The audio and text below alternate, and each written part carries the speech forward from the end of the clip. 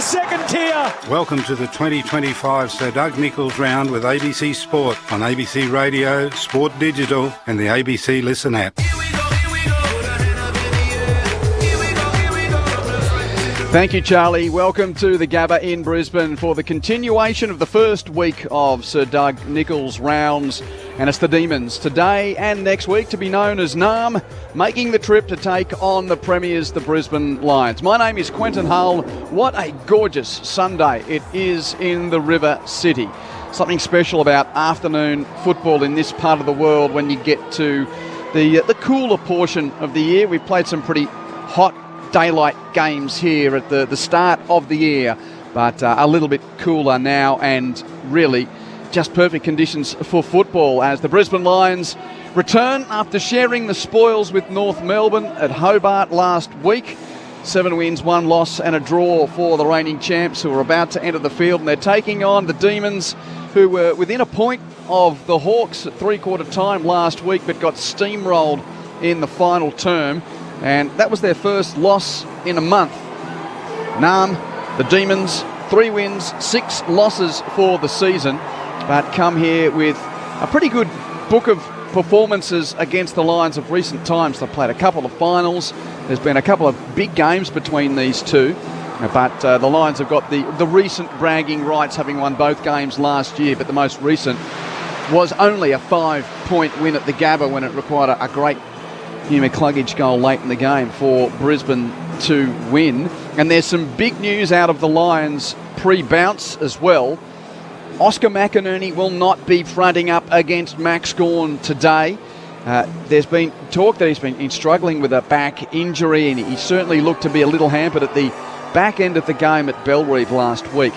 So Darcy Fort, who was named in the emergencies, the man who played in the premiership game for the Lions last year, he is in, and McInerney is out. That's the only change to the selected Brisbane team. Connor McKenna is the sub, so you can now add Jared Berry to the exclusions. He's missing with concussion that he picked up last week, and Darcy Fort, who was to be omitted, is now into the team. So Oscar McInerney goes in that omitted list or injured list. So the 2 ins, Connor McKenna, who is going to play as the sub, plus Kadeen Coleman. First time since he ruptured his knee in opening round of last year. He's played 2 games in the VFL. The damaging half-back from Morningside is back into Chris Fagan's team, and I know that the fans of the Lions, and I think competition-wide, he's seen as such a damaging player and an entertainer as well. Great to see Kitty back. And for the Ds, well, yet again, Simon Goodwin's made quite the change at selection. No Jacob Van Rooyen, no Colton Tolstrup, no Matthew Jefferson, all dropped. Jake Melksham was rested last week. He comes back in. Harrison Petty was out with the concussion protocols. He's in as well. And apparently, after Jeff White's day, you don't have hair if you're a Melbourne ruckman, because the big bald nut, Aidan Johnson's come into the team as well for the Demons, who of course are still without Jack Viney, their talismanic best and fairest winner. He's out under the concussion protocol. So Michael Price is my co-commentator. Great to be alongside you, Pricey, for, as I was driving here today, it's always great to come to the footy. That's one of my favourite time slots. Day footy at the Gabba. How are you? I'm very well and very excited. It is something different about it. This is the 3rd Sunday game in a row for the Brisbane Lions. It's a time slot they haven't frequented too often, but it has fallen 3 times in a row, so I'm very, very happy to be here. I reckon we'll get a very good crowd, considering we've also got the Broncos up the road as well. So good weekend of footy here in southeast Queensland. I reckon this will be the pick of it. And you actually weren't on duty, but you were in Hobart last week, and we were having a discussion off air when the news came through about Oscar McInerney not playing. So even just from your observations, he didn't play at the back end of that game, and there's obviously a lingering concern with him. Well, I'm no physio, but I did watch very, very closely, and North Melbourne ruckman Sherry just towed him up, and that was unusual for Oscar. He looked like he was moving with a degree of difficulty, and as you said, the last 8-9 minutes of the game, he wasn't on the field at a time when Brisbane desperately needed him. So I think it's probably playing the long game. It's a good thing that they gave him a rest. There's obviously more wrong than we know about. You ready to nerd out on ruck stuff today? Because with Max Gawn in the house, I'll hand it over to the Twin Towers. Exactly. We're playing 2 rucks today. Matt Primus and Jeff White are your experts today. Whitey, welcome to you, a man who is a club champion of the Demons. As I said, look, your hair's greying, but you've still got it, unlike Gawn and Johnson. How are you, mate? I've had grey since I was 21. But luckily I've still got it. Yeah, I'm going well. Looking forward to this clash. A lot of people outside. A lot of people flocking in, which is really good to see. Great conditions. We know that the weather's been not that flash over the last couple of weeks up here in southeast Queensland, but yeah, what an opportunity for Melbourne, and obviously another opportunity for Brisbane without, they're bringing in Fort. So Premiership ruckman themselves, so they'll do a little bit of strategy there, but yeah, looking forward to this contest. So what are your thoughts on where the Demons are at? It's 3-6. They won 3 in a row. You can sort of argue, well, Freo on the road, beat Richmond, went to Perth and beat West Coast.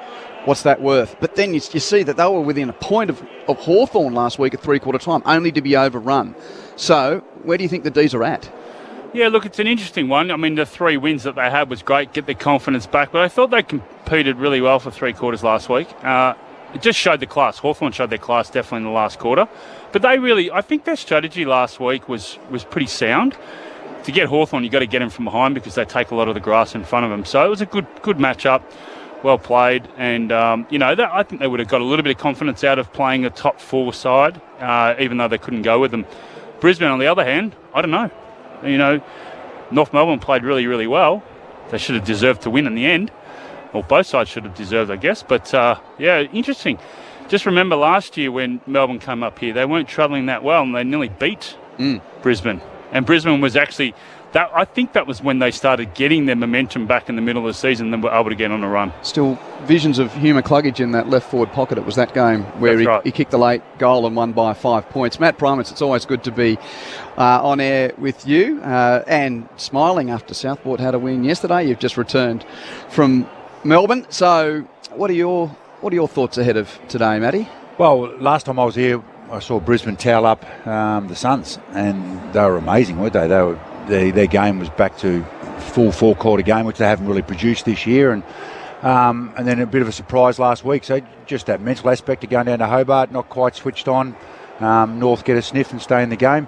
I'm really interested to see how the D's go, because I was surprised last week how they went against Hawthorn, and their games still haven't been able to improve their forward 50 stuff. They can get it in there often enough. They're still a very good centre bounce team, but they just can't score or hold the ball inside forward 50, which is the modern game. And if you can't do that against Brisbane, they'll expose you big time. So I'm looking to see what changes they make with that. They've obviously swapped some personnel around from last week. But the centre bounce battle is going to be crucial because both teams rely on that. And if it goes down Brisbane's ends too much, I think it might be a long day for the D's. It'll be interesting to see how that plays out. I'll just give you those around the ground scores before we take you outside to Jess Stewart. At the MCG, Richmond's taking on North Melbourne, and the Kangaroos lead that game. We're late on in the third quarter. North Melbourne 10 goals 4-64, lead Richmond 8-6-54. If you want to hear it, look for the red and blue AFL button on the ABC Listen app. Meanwhile, across town at Lang Park, the Broncos lead St George Illawarra 12 points to 6. So call on the Listen app on the green button there. And just as far as the AFL is concerned, later on today, Eagles v Saints, Woolwich, Marua, Euroke, West Coast, St Kilda. That's the game to come to complete the Sunday of round 10.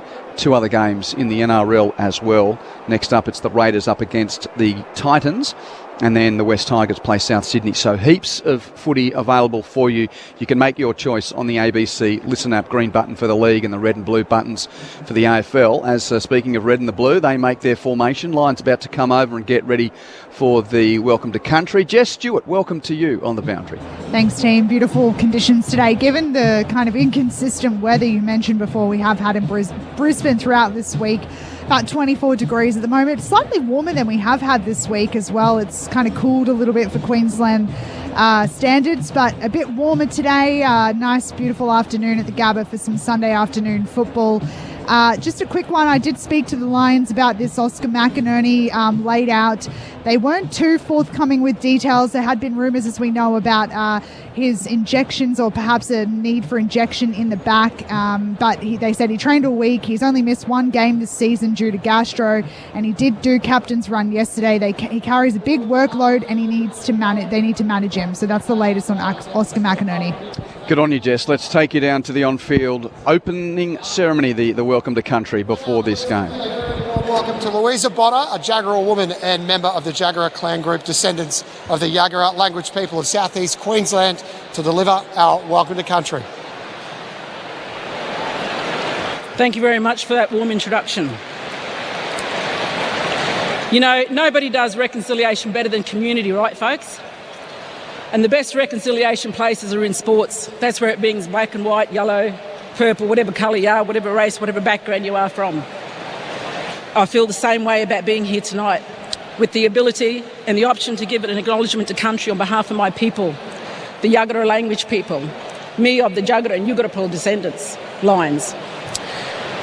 Jagera language people's country encompasses from the port of Brisbane, along the border of Esk, to the bottom of the Toowoomba Range, back down towards Mount Barney, over the eastwards towards Rough-Downey, and then back up over the north side of the Logan River. This is my grandfather's country. My grandfather, Henry Bonner. His mother was Julia Bell. She was a Jagera woman. Her father was Roger Bell. His traditional name was Jung Jung, and his father was also a Jagera man, and his mother was Annie Crow. She was a Western Waka Waka woman, so we have very strong ties to country here. When we have neighbouring clans or mob that want to pass through, other traditional groups that want to pass through country, it was customary to be acknowledged, because you didn't know the area and you didn't know the sacred places that existed there. So you would make yourself known to the tribal clans group that you were coming to, and they would welcome you in, and they would show you about and tell you about the place and what was there, what were the places of significance. And that's the beginning of contact and trade and all other stuff before you pass through country. But on behalf of my people, I would like to give you a warm welcome to country and thank you for the acknowledgement of First Nations people in this country, particularly my line, my Jagera language people, and my Jagera and Yugarapool descendants. On behalf of my people, I say Wanya Daran, which means welcome to country. Thank you. Thank you. That was excellent. Thank you, Louisa. Now, the Australian Football League, along with the Brisbane Lions and Naarm Football Club, invite you to take a moment to honour the life and legacy of Robert Walls. Walls made an incredible contribution to Fitzroy and Brisbane as a player and as a coach. At Fitzroy, Walls played 41 games before coaching the club on 115 occasions. The AFL legend then took the coaching reins of the Brisbane Bears for 109 matches and is a member of the Lions Hall of Fame. Walls is the longest serving Bears coach and second longest serving coach in the club's combined history, only behind triple premiership coach Lee Matthews. Following his retirement from coaching, Walls became a respected and influential member of the media. Highlighting some of his best traits, Walls has been a mentor to so many in the Lions family. He was always willing to help whenever he could. And if you're able, I'd now like to ask you to please stand and take a moment to honour Robert Walls.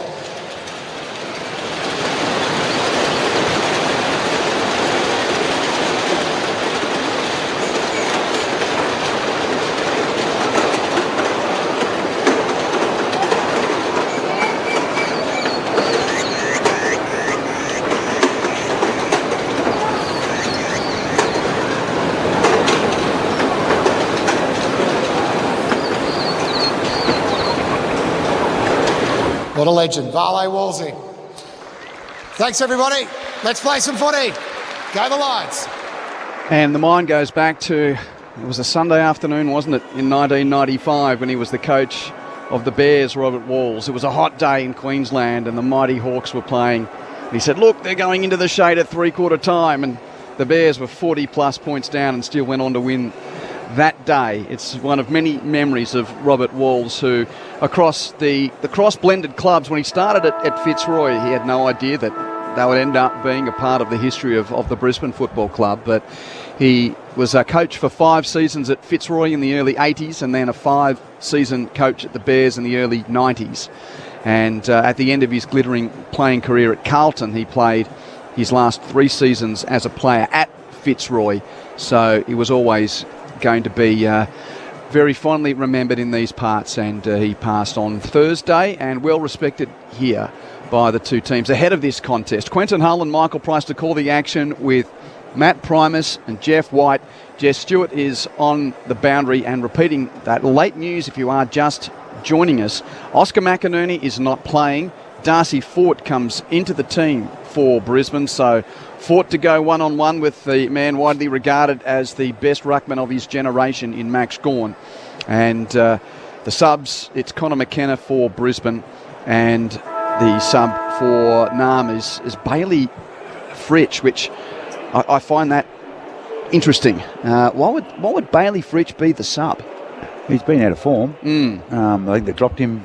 But he has a good record ago. against the Lions. I would have thought that, wouldn't you give him a run against a team that you've had a good record against? Yeah, well, they brought in 2 forwards, in Petty and Melsham, so Probably gives them a bit of a balance there. Yeah, a bit of it, yeah. If they bring him on through the third and that ground ball more smaller type forward, perhaps. It's exchange of gifts in the middle, and great to see a few of the Indigenous lads along with Max Gawn there posing for a photo. Kitty Coleman's there, Charlie Cameron and Cal Archie, part of Archie's family.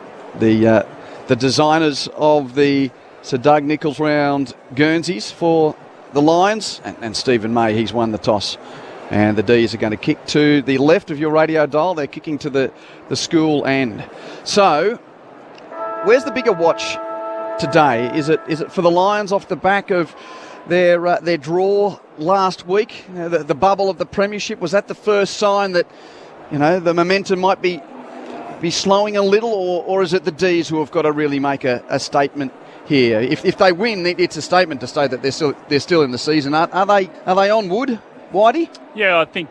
Well, you look at Port Adelaide yesterday. If they beat Geelong, they're still a chance, and they got flogged. So that's what you don't want to come against when you're playing the reigning premiers on the home ground. So yeah, and they pride themselves. You think about the amount of premiership players are on the ground today.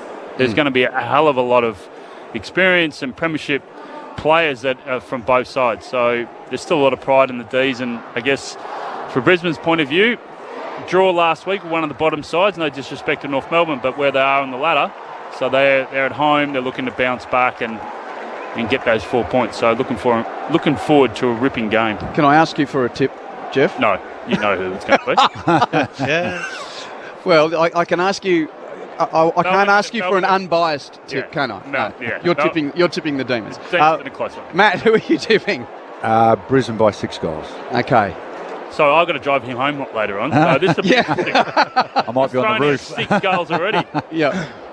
Got some hockey straps for It that. might be in the back seat. I might put one of the twins in the front seat. So it's Darcy Fort, the late in for Oscar McInerney. He's in the middle to battle with Max Gawn. Here's Michael Price. Let's play Sunday afternoon football on ABC Sport at the Gabba. So Darcy Fort, a late inclusion for Brisbane, up against the form ruckman of the comp in Max Gawn. Gawn gets it down around his own feet. Fort comes in. So does Cozzy Pickett. He flicks it back to Salem off a step. He kicks it forward. It was Answorth who got there first. Juggling effort, not paid. Umpire just circles as the ball gets stuck around the feet of Answorth and his opponent in Langdon. And will come in and have a ball up 20 metres forward to the left of the circles. Gawn with the first hand down to Spargo. Can't pick up. Fort does. Kicks it into Bowie, though, of the Demons. Hand pass out the back. Pickett there. He chips to half forward. Chandler marks 55 from goal. Plays on with his left boot. Kicks to full forward. Melksham flies and marks at the top of the square. Welcome back to the team. He had his name written all over that. He set himself really well. And he plays on quickly, Jake Melksham, and kicks the first goal for Nam. 50 seconds into the game. Good quick entry, and it was a one-on-one. Melksham with the fly, and it's the Demons one straight. The Lions yet to score. I love Cozzy Pickett. He got the ball 60 out. It could have blazed away, and that's what's been hurting Melbourne there. Long kicks from outside 60 to 70. They're just not winning the ball. But he lowered his eyes, hit a short target, then that ball went in nice and deep. And a stoppage goal, which they're going to rely on quite a few of them to win today's game. And also just Oliver's continued his tagging role. He's gone straight to Neil after coming in last week and tagging John Newcomb out of the game. It was really, really clever from Cozzy because he could have blazed it, but they're going to be really keys, those half forwards, because you've got Zorko and Kitty Coleman who set up a lot of the slingshot footy for Brisbane. So the half forwards for Melbourne are very important today. Melksham using his leap pricey to get over Harris Andrews there. Andrews gave him a metre or two to give him that run-up as well, and Fort tries to out-jump Gawn. Gawn got it down to Petrarca. Handball off to Lindsay, gives it back to Petrarca, a little chipping pass, and he finds it in Langdon at left half forward. He lowers his eyes, and there he is. Making his comeback is Kitty Coleman. Takes the chest mark, immediately uses his left boot to effect, kicks it into the middle of the ground to find Fort. Handball to Bailey, playing his 150th. Then to Charlie Cameron, had to stretch back out. Handball backwards to Will Ashcroft. Traverses the 50, has a go at it and puts it wide. One behind, good movement. One straight goal, plays one behind after 2.5 minutes of the first term. Beautiful movement. The kick in from the Demons not great. It's at the ankles of Fletcher. Half volleys, gathers the ball, plays on, has a snap from 30 and kicks a goal for Brisbane. Well, it was an ugly exit. And Jasper Fletcher, having controlled the half volley at his feet, found himself with a bit of space at the top of the arc of 50 and puts Brisbane in front. 1-1 to Nams, one straight. He just drove his legs, didn't he? Got through that. It was a bit of a shank from McDonald, but I just love how he kept his feet. It's one of the things you've got to do. It's up and coming kid, no matter what, keep your feet, and that's what he's able to do. And McVie went to ground, he kept his feet, kept his driving through, and great finish in the end. Jess Stewart on the boundary.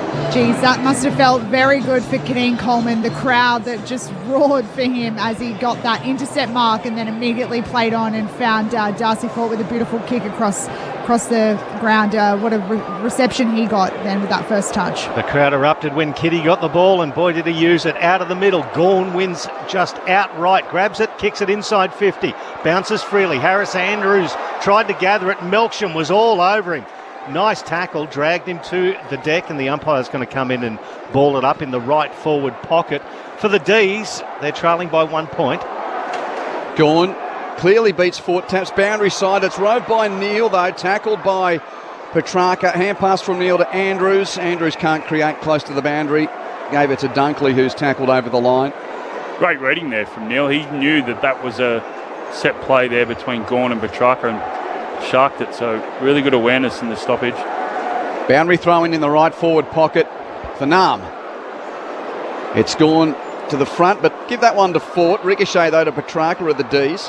Hand pass in tight. Spargo gives it back to Petrarca, back to Gawn. Hand pass to Sparrow. Kicker smothered. And Ricochet's over the boundary line with Melbourne still in their attacking half, midway between the wing and right half forward for the Demons. Lions 1-1-7. D's one straight 6. 4.5 minutes played Sunday footy on ABC Sport. Nice smother there from Darcy Fort. The late inclusion with Oscar McInerney, the late out for Brisbane. Once again, Gawn in the ruck for Nam. Gave the handball out to the youngster in Harvey Langford. Tackled, still got the handball away. Cut off there by Dunkley. He gave it by hand to Lockie Neal, then to McLuggage. Tried to measure a pass to Archie, who gathered, immediately tackled into the ground by Tom McDonald. Just forward to centre wing in front of the Brisbane bench. There'll be a ball up. Been a lively start to the game here at the Gabba. A reasonably humid Sunday afternoon. Good conditions for footy though. Out of the ruck, Fort got a handball away. Bowie intercepted, got his hands to it, slapped it underneath a pack. Clayton Oliver laying all over the top of that pack. Will hold the ball up. Umpire will ball it up only a couple of metres away from the last one. In front of the benches. Gawn spikes it 15 metres forward of the contest. Pickett taps it on as well. Still no pick-up. Now it is. Dunkley's ball for Brisbane. Hands to McCluggage. Hands it through Coleman onto Neil. Neil trying to get it to Hipwood.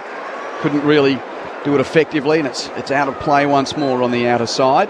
Only early, but Melbourne's pressure's really good. They leak a lot of goals on transition play, but they've been able to put good pressure, repeat stoppages, a good little period for them. That's Matt Primus with you on ABC Sport.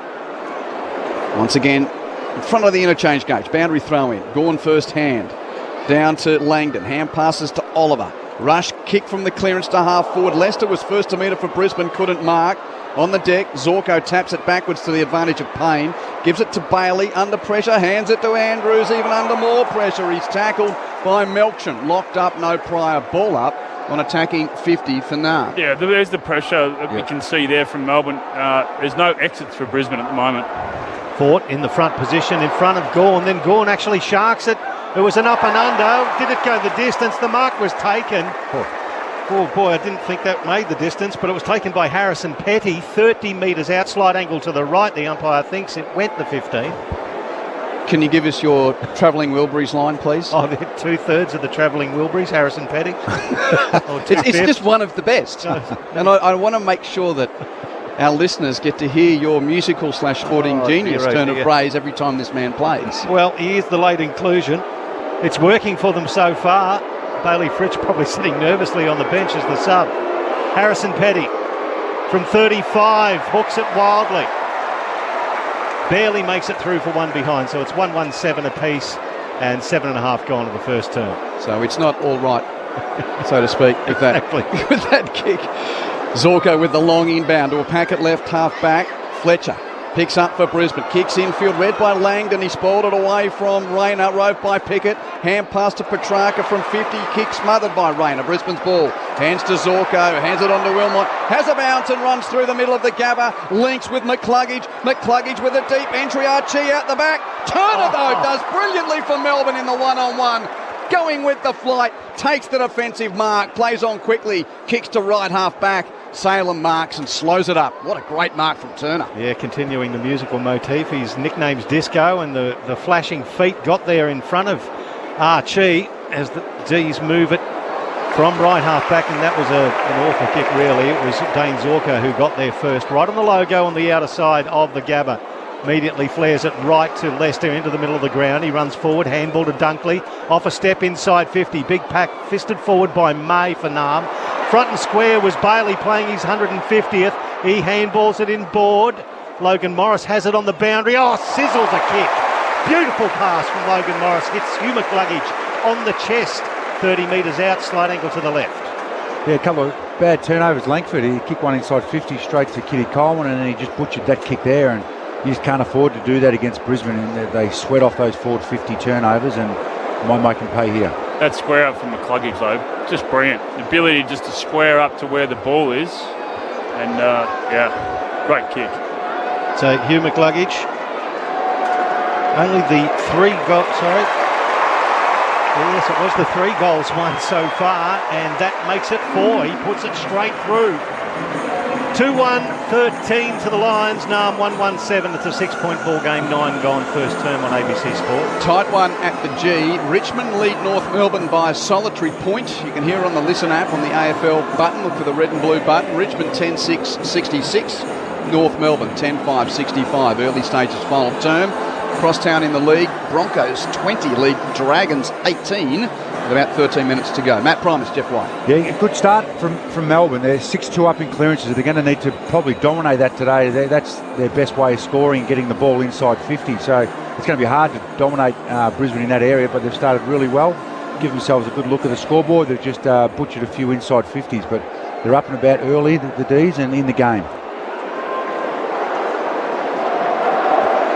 Hipwood's having a go against Gawn in the ruck. He flew high, didn't really tap it though. Picked up by Petrarca of the Demons. From the bullseye, kicks inside 50 with the clearance. Juggles into the hands of Melksham, but it took an earlier touch. He's tackled by Andrews, and we'll see a ball up. But Melksham's provided a good target early on, coming back into the team. Give that one to Hipwood. He roves, but Gawn tackles him immediately. Spargo picks up for the Demons. Hand pass pinched by Will Ashcroft. Rush clearance for the Lions towards the wing.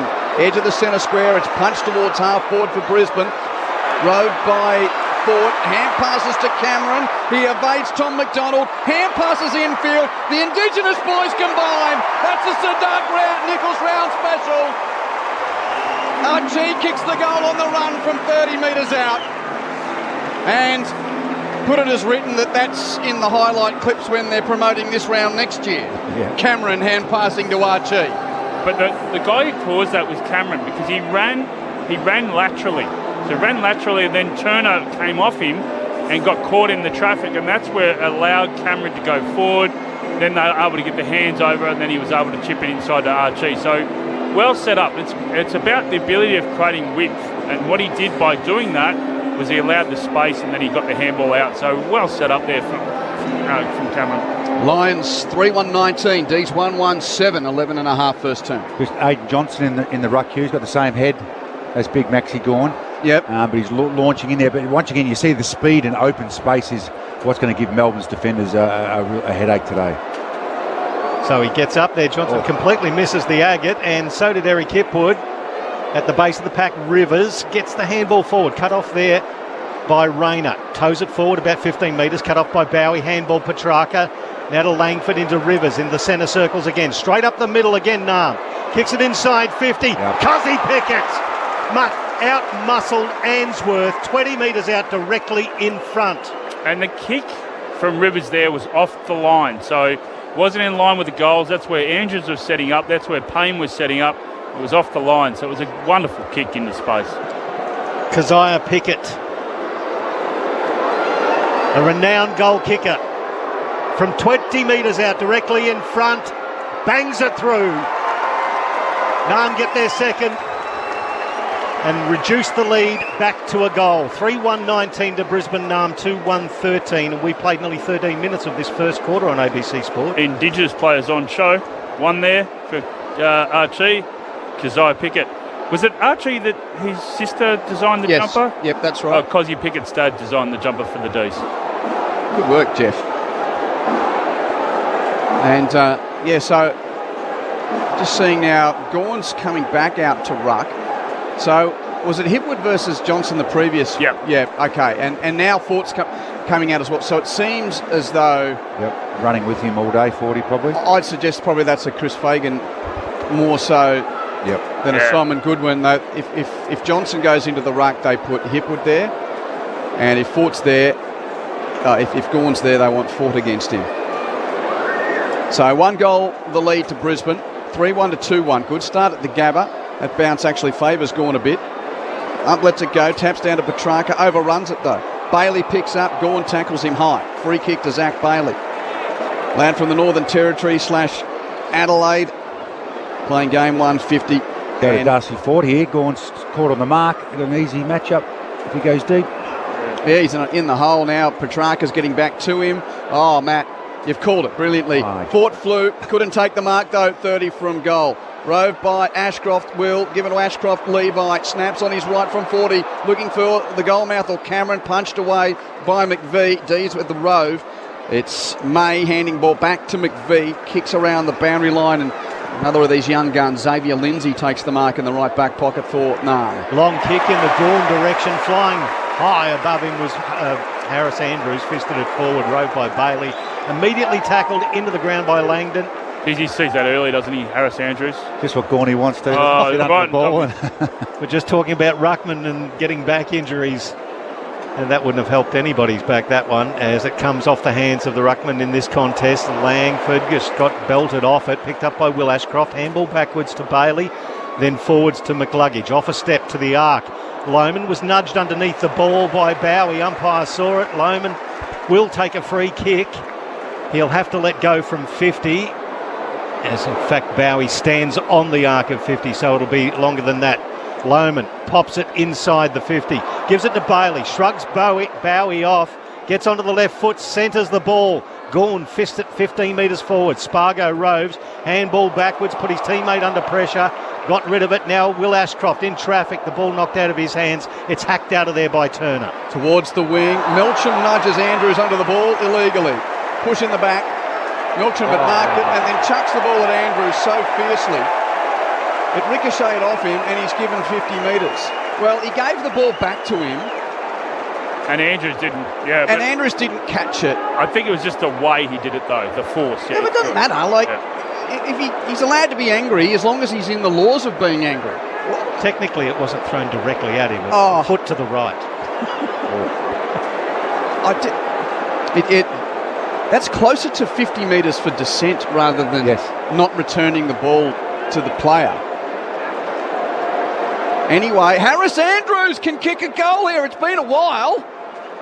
He's marched to within 40 of goal. What's he doing down here? Oh, he's fluffed his lines. He's pushed it right. Kicks a point. Get back to fullback. I was about to ask you, Q, when was the last time he kicked one? That was, but I don't have to now, mate. You've called it, though. That's the point of the day so far. 3-2-20 to 2-1-13. Lions over the D, 16 and a half first term. 11 goals in 221 games, and that's why. Ball kick. That's 2 now. Spectacular mark taken on the outer wing. Nicely done, long kick inside 50 towards Johnson. Off his hands, Oliver, handball to Petrarca. Long shot from 50 towards the goal square. Well done, Wilmot, who got there quickly for Brisbane in front of the former Brisbane player in Sharp. Punched it through for one behind. It is 2-2-14. a 6-point ball game. Yeah, 3-2-20 to 2-2-14. So Clark got 8 already. Wilmot's taking a moment or two and eventually goes a short option. Kicks to Leicester in the back pocket. Kicks the centre half forward. Target was Coleman. Fisted away by the D's though. Ricochet ends up with Chandler, 45 from goal. Centering kick. A couple to beat for young Langford. And Payne outmarks him. Harvey Langford, he's a good young player, but set just too much a task there. And Jack Payne takes the mark at full-back for Brisbane. Takes a moment to assess his options. Kicks to right half-back. Dunkley, the target, goes beyond him. Straight into the hands of Hipwood, roving out the back. Plays on. Hold on. Umpire's blown up something. Free kick and called 50. He's called 50. They had 3v1 and he blocked out McDonald. He's called 50. And then Brisbane took the ball away. Okay, Hipwood blocked McDonald illegally, didn't allow him to get to spoil the Dunkley contest. Dunkley dropped it anyway, out the back, but they called it a block. Hipwood played on illegally, 50-metre penalty to Tom McDonald, who is a guy that plays in defence now but has won the leading goal kicking at the Demons. That was all the way back in 2018. He knows a thing or two in this part of the ground, a bit more than Harris Andrews. He's marched to within 20 of goal and kicks the goal to level the scores.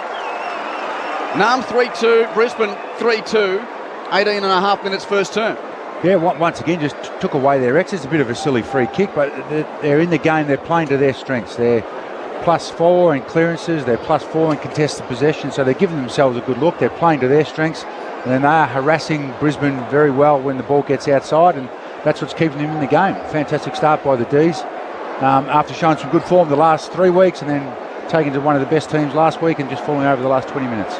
Kangas have got a 2-goal lead over the Tigers at the MCG. Halfway through the final quarter there, North lead Richmond by 2 goals. We'll stay across it. If you want to hear it, it's on the Listen app. And Oliver's doing a good job on Neil. Neil's only had 3 touches, which is a great effort because Oliver's a ball hunter, but be able to take his focus away from that and just go to Lockie Neal's great. He's keeping a close eye on him as the umpire bangs it down in the middle of the Gabba. Gawn got it down. Pickett exploded onto the contest, got taken a little high there. Play on, says the umpire. Kicked forward, advantage was paid. Oliver gave it on board there to Windsor. Windsor inside 50 through the hands of Johnson. Couldn't be picked up by Harris Andrews. Rivers in traffic. Missed his boot when trying to kick. Well done, Johnson, who gathered the ball. He was tackled. Spargo puts himself in. Now it's kicked out of the pack. Indiscriminately, it's picked up there by Fort, by Fist. He gets it now to Wilmot, over to Levi Ashcroft, and that's a nice pass. It calms things down, taken by Darcy Gardner, right where the arc meets the boundary line at right half-back for Brisbane. A beautiful sliver of sunshine in that pocket. Gardner's just in the shade at right half-back. Kicks down the members' wing. Hipwood's got 2 to beat, and flying from behind, Tom McDonald punches it out of play, boundary throw-in. Once again, a good job to slow them down. Don't give Brisbane their uncontested marks, which we know they love to do in their back 50. Long down the line, have a stoppage, which is one of Melbourne's strengths. Darcy Fort, the late in for Oscar McInerney. McInerney left out. He's been struggling with what we believe has been a bit of a back complaint.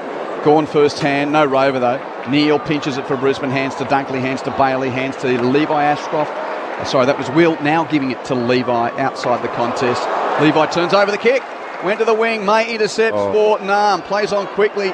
Errant kick to half forward, Petticoat behind, had to spoil, but spoiled it straight down to Zorko of Brisbane.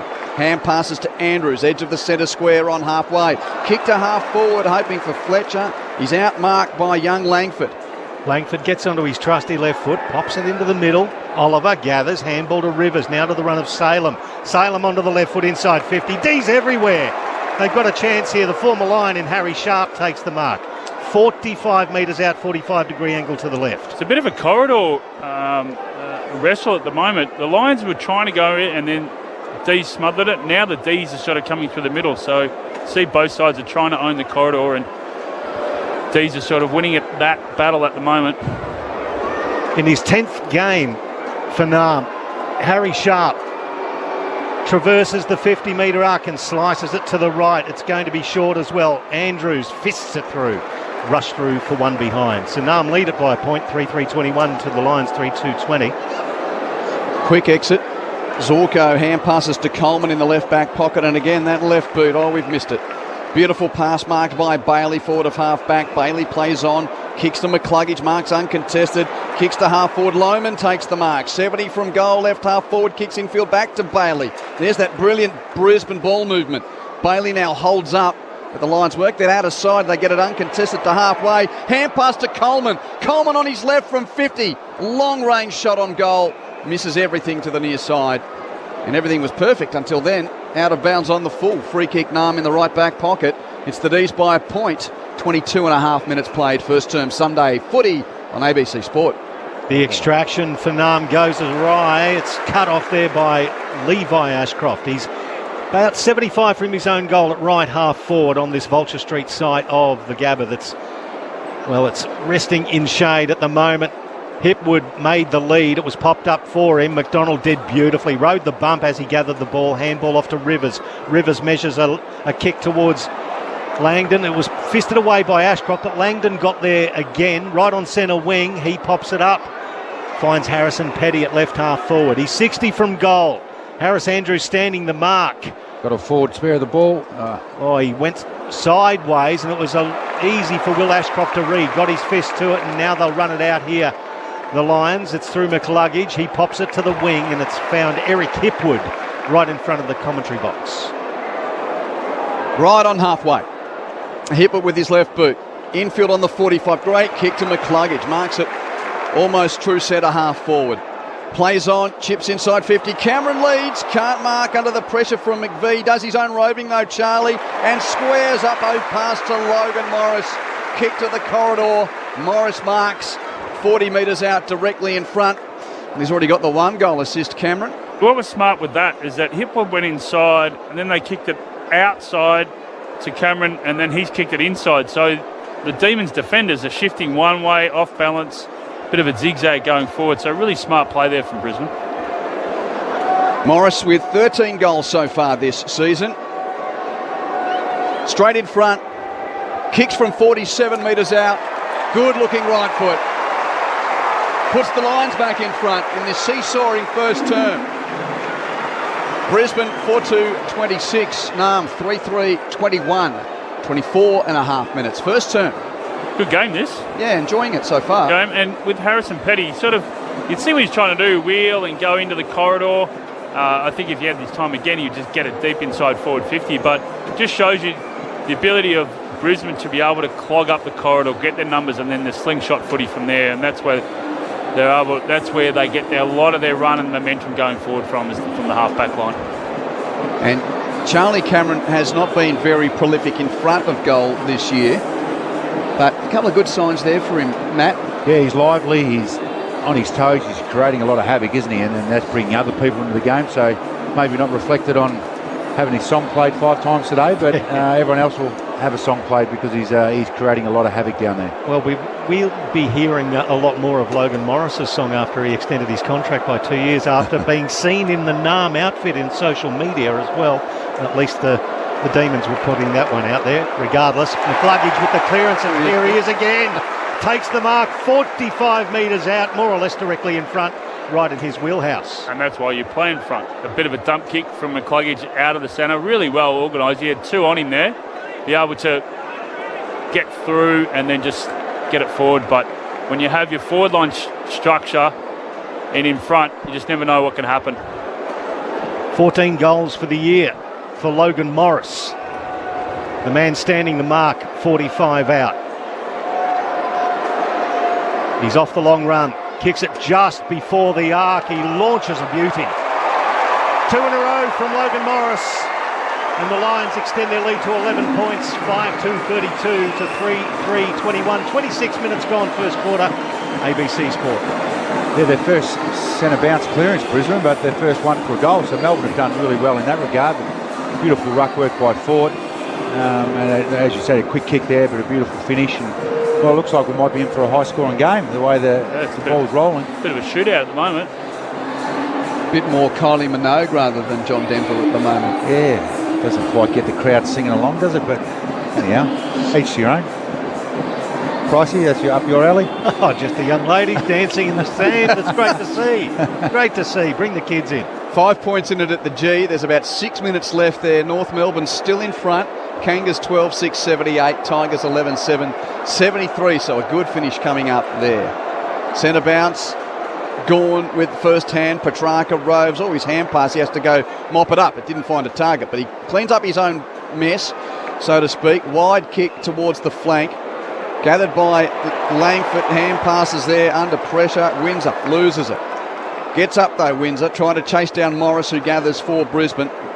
Morris hands it out the back to Lester. Lester's chip marked by Will Ashcroft. Hand passes to Fletcher on the wing. Kick to half forward. Marked by McCluggage. Hand pass to Zorko. One step, bang!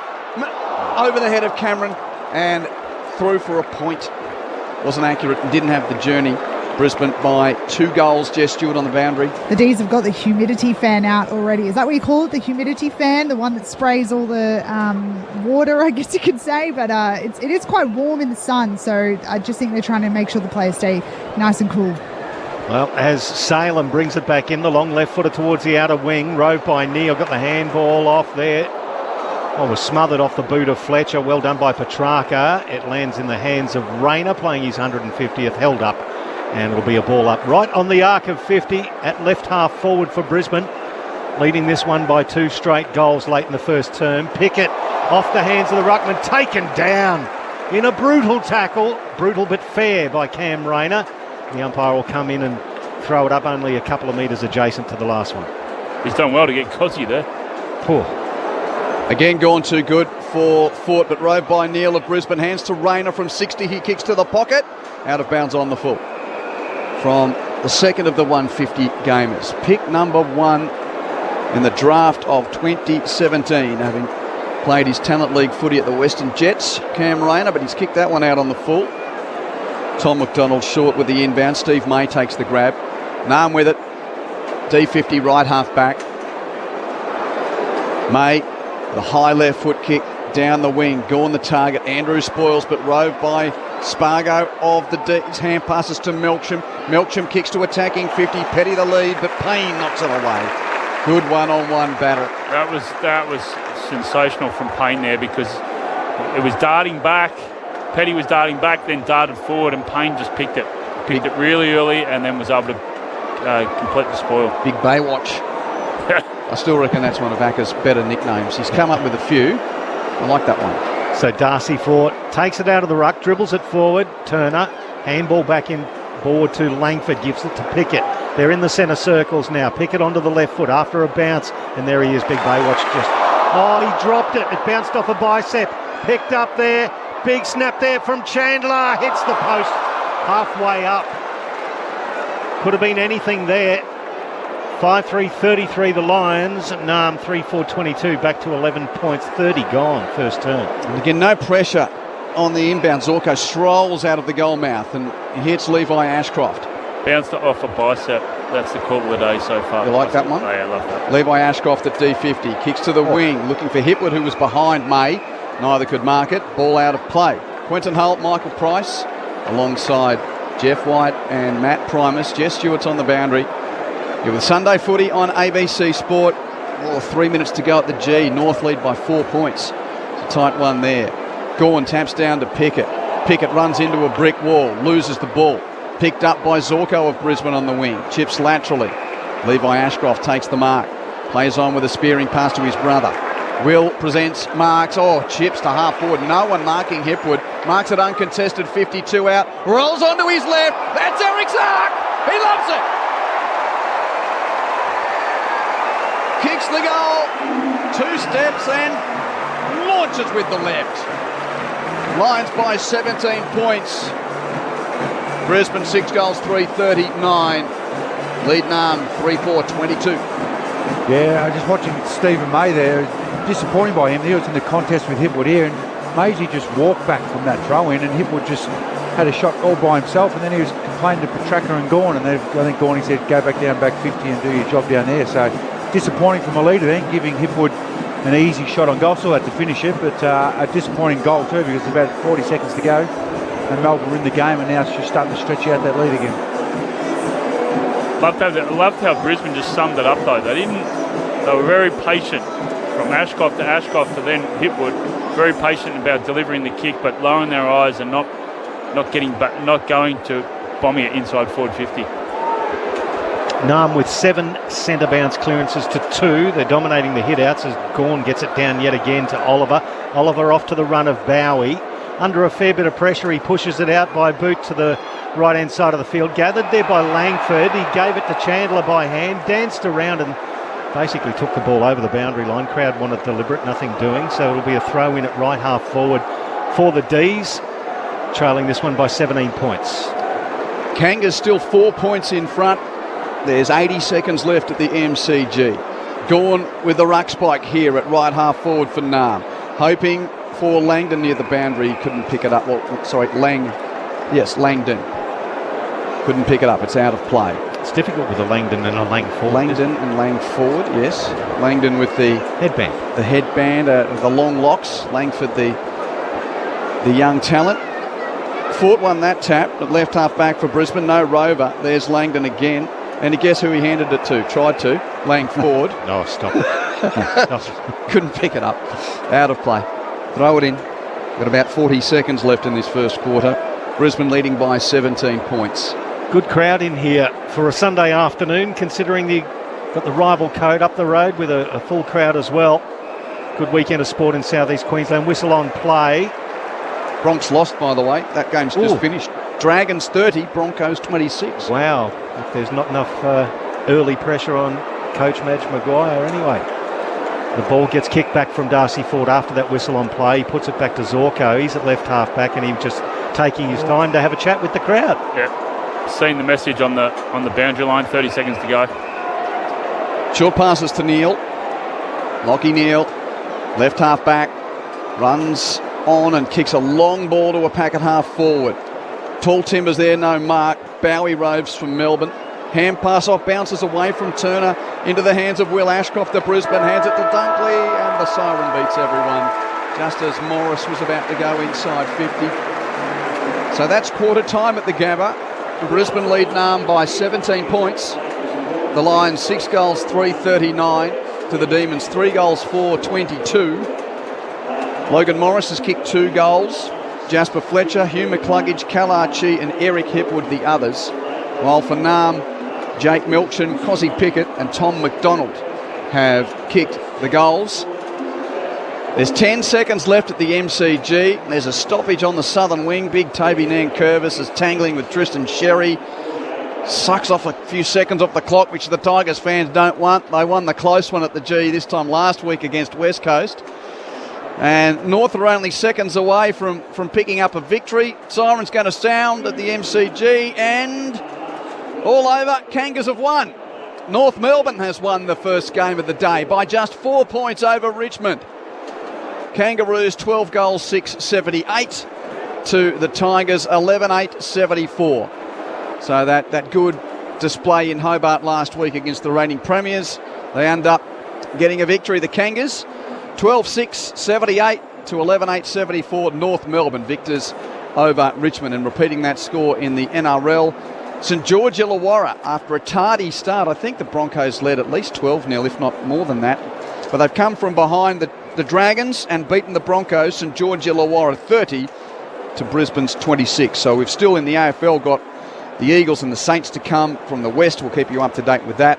And 2 more NRL games. Next of them is Raiders v Titans. All of them available on the ABC Listen app. The green button for the league and the red and blue buttons for the AFL. But quarter time here at the Gabba. And it's Brisbane by 17 points. You're listening to Sunday Footy on ABC Sport. As each day begins, get the facts you need to stay informed. Every day, across your day. Stay with Australia's trusted news source. all the latest, all verified. Stay in the know with ABC News. On ABC TV and ABC iView. This is the Sir Doug Nicholls Round. On your radio, Sport Digital and the ABC Listen app. Chandler marks 55 from goal, plays on with his left boot, kicks to full forward. Melksham flies and marks at the top of the square. Welcome back to the team. He plays on quickly, Jake Melksham, and kicks the first goal for Nam. 50 seconds into the game. Kick in from the Demons, not great. It's at the ankles of Fletcher. Half volleys, gathers the ball, plays on, has a snap from 30 and kicks a goal for Brisbane. Forward, hand passes to Cameron. He evades Tom McDonald. Hand passes infield. The Indigenous boys combine. That's the Sir Doug Nicholls Round special. Nah, kicks it inside 50.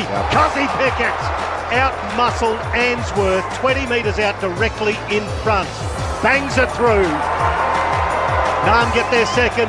Cameron leads, can't mark under the pressure from McVie. Does his own roving though, Charlie, and squares up a pass to Logan Morris. Kicks from 47 metres out. Good looking right foot. Puts the Lions back in front in this seesawing first term. Hipwood marks it uncontested, 52 out. Rolls onto his left. That's Eric Sark. He loves it. The 2025 Sir Doug Nicholls Round. On your radio, ABC Sport Digital. and on the ABC Listen app. It's a picture of football perfection, the Gabba on a Sunday afternoon, as we enjoy the autumn cool change, and finally a little bit of the rain has stopped. I know in parts of southern Australia you're crying out for it. We've had so much water in this part of the world. Quentin Hull with you. It's Brisbane leading Nam by 17 points at quarter time. The Lions 6 goals 3-39 to Nam's 3-4-22. Repeating, North's just beaten Richmond by 4 points at the MCG. Jeff White and Matt Primus are your analysts this afternoon on ABC Sport. How have we got here through the first half hour, lads? Oh, I thought it was a good 15-20 minutes from Melbourne. They, as I mentioned throughout that first quarter, they played to their strengths. They were beating Brisbane at stoppages and contested possession, putting lots of pressure, trying to just slow down the game and keep the ball down their end. But sort of as that quarter wore on, I think stoppages ended up 11-all, so Brisbane fought back really well from there.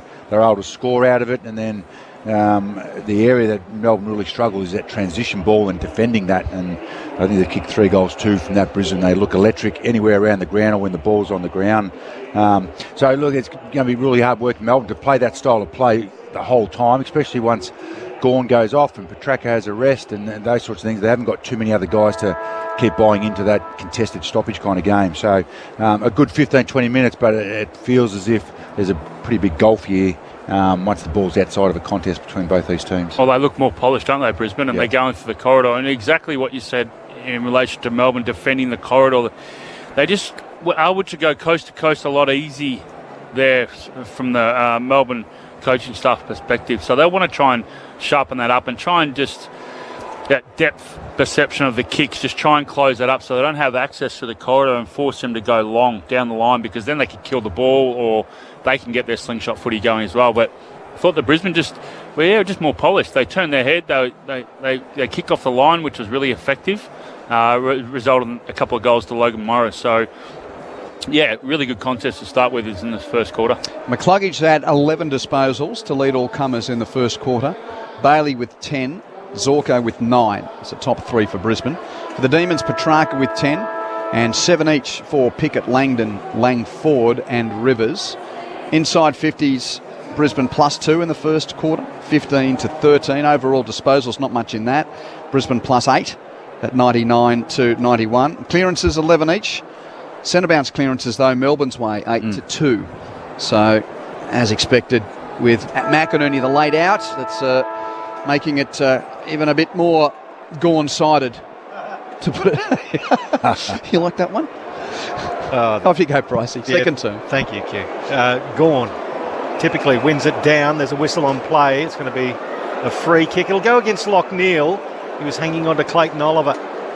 Watch them before the ball was bounced and they were going at it. So for Oliver to get in front there was a bit of a wrestle, but got the free kick in the end. He held on to Lock Neal early in the first term. Neal responded with 7 touches. Long kick inside 50. Front and square, Rivers tackled off the ball, missed his foot, picked up by Gawn. He gave it to Sharp. Sharp tackled high, gave the handball off to Pickett off a step. Cozzy pulls it just left.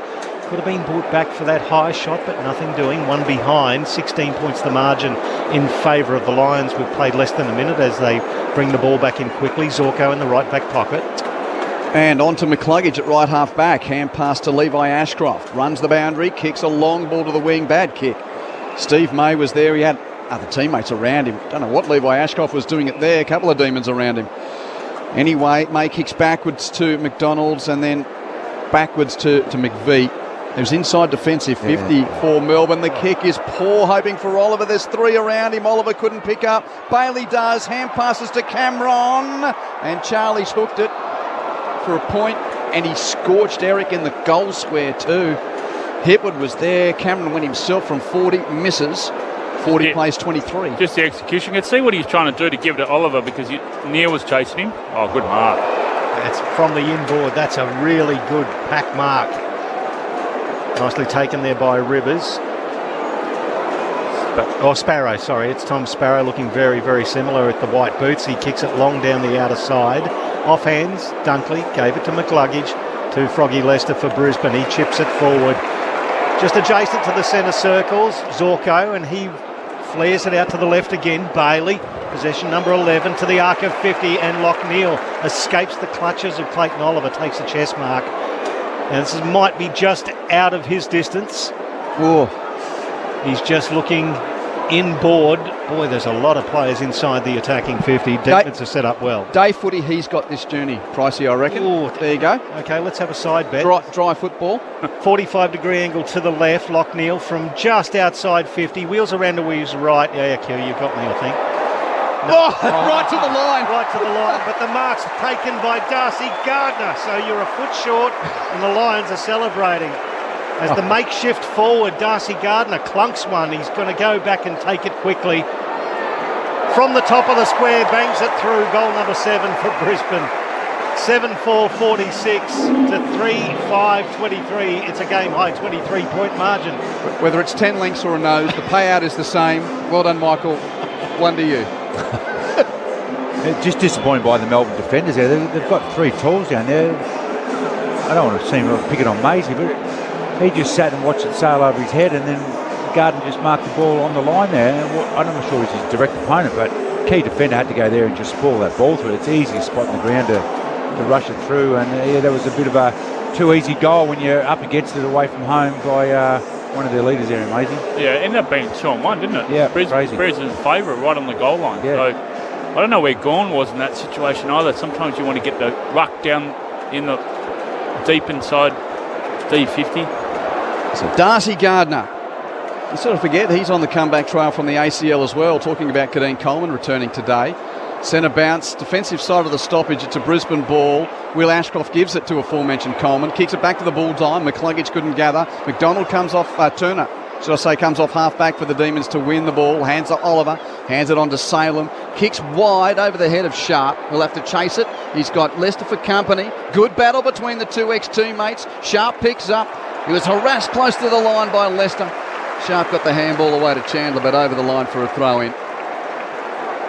And it'll be tossed in at right half forward for Melbourne. The Demons are kicking to the right of your radio dial in this second quarter. 23 points the lead to Brisbane as Gawn flips it beautifully to Chandler off the ruck. And then Chandler butchers the tap by kicking it out on the full. That was like spitting on silver service.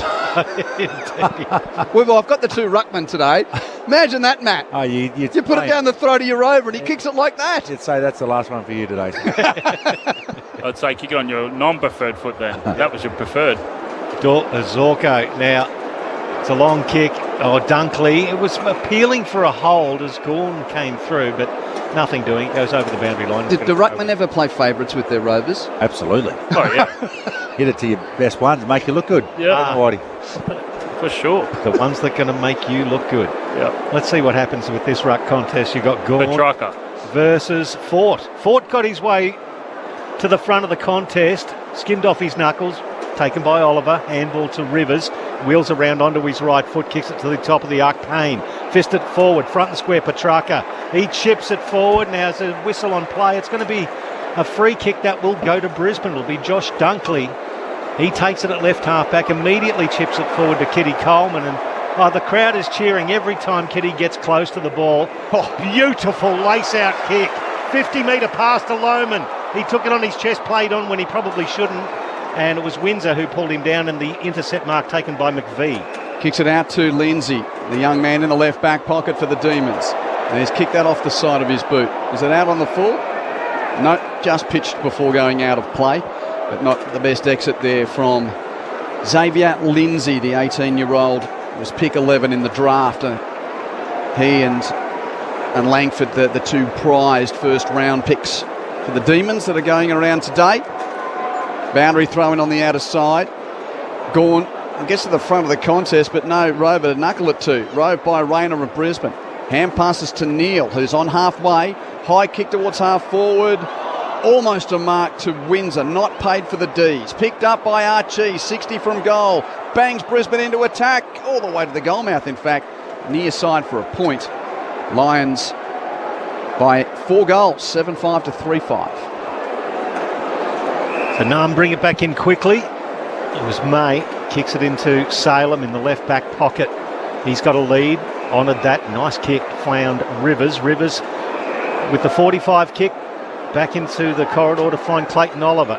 Lions set up well in front of him. He's got to go long down the line.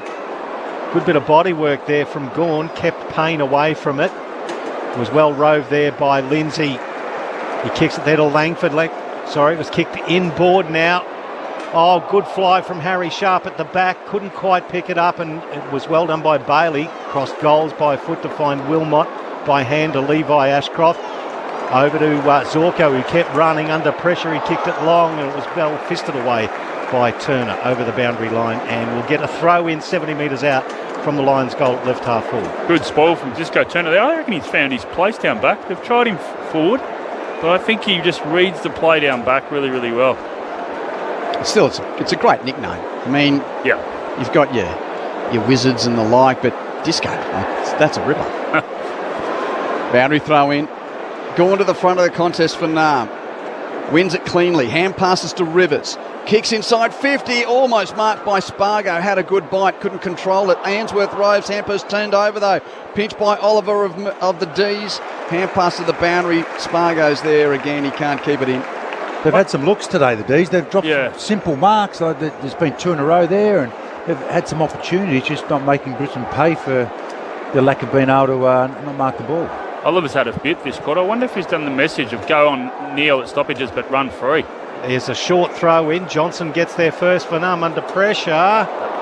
He's kicked it, and it's hit the right behind post 2/3 of the way up, out of bounds on the full. Free kick to Kitty Coleman in the left back pocket. Jess Stewart's on the boundary. Yeah, Max Gawn's just come to the bench. He's looking at something to do with his teeth or something to do with his mouth. So just having a look at him from the doctors at the moment.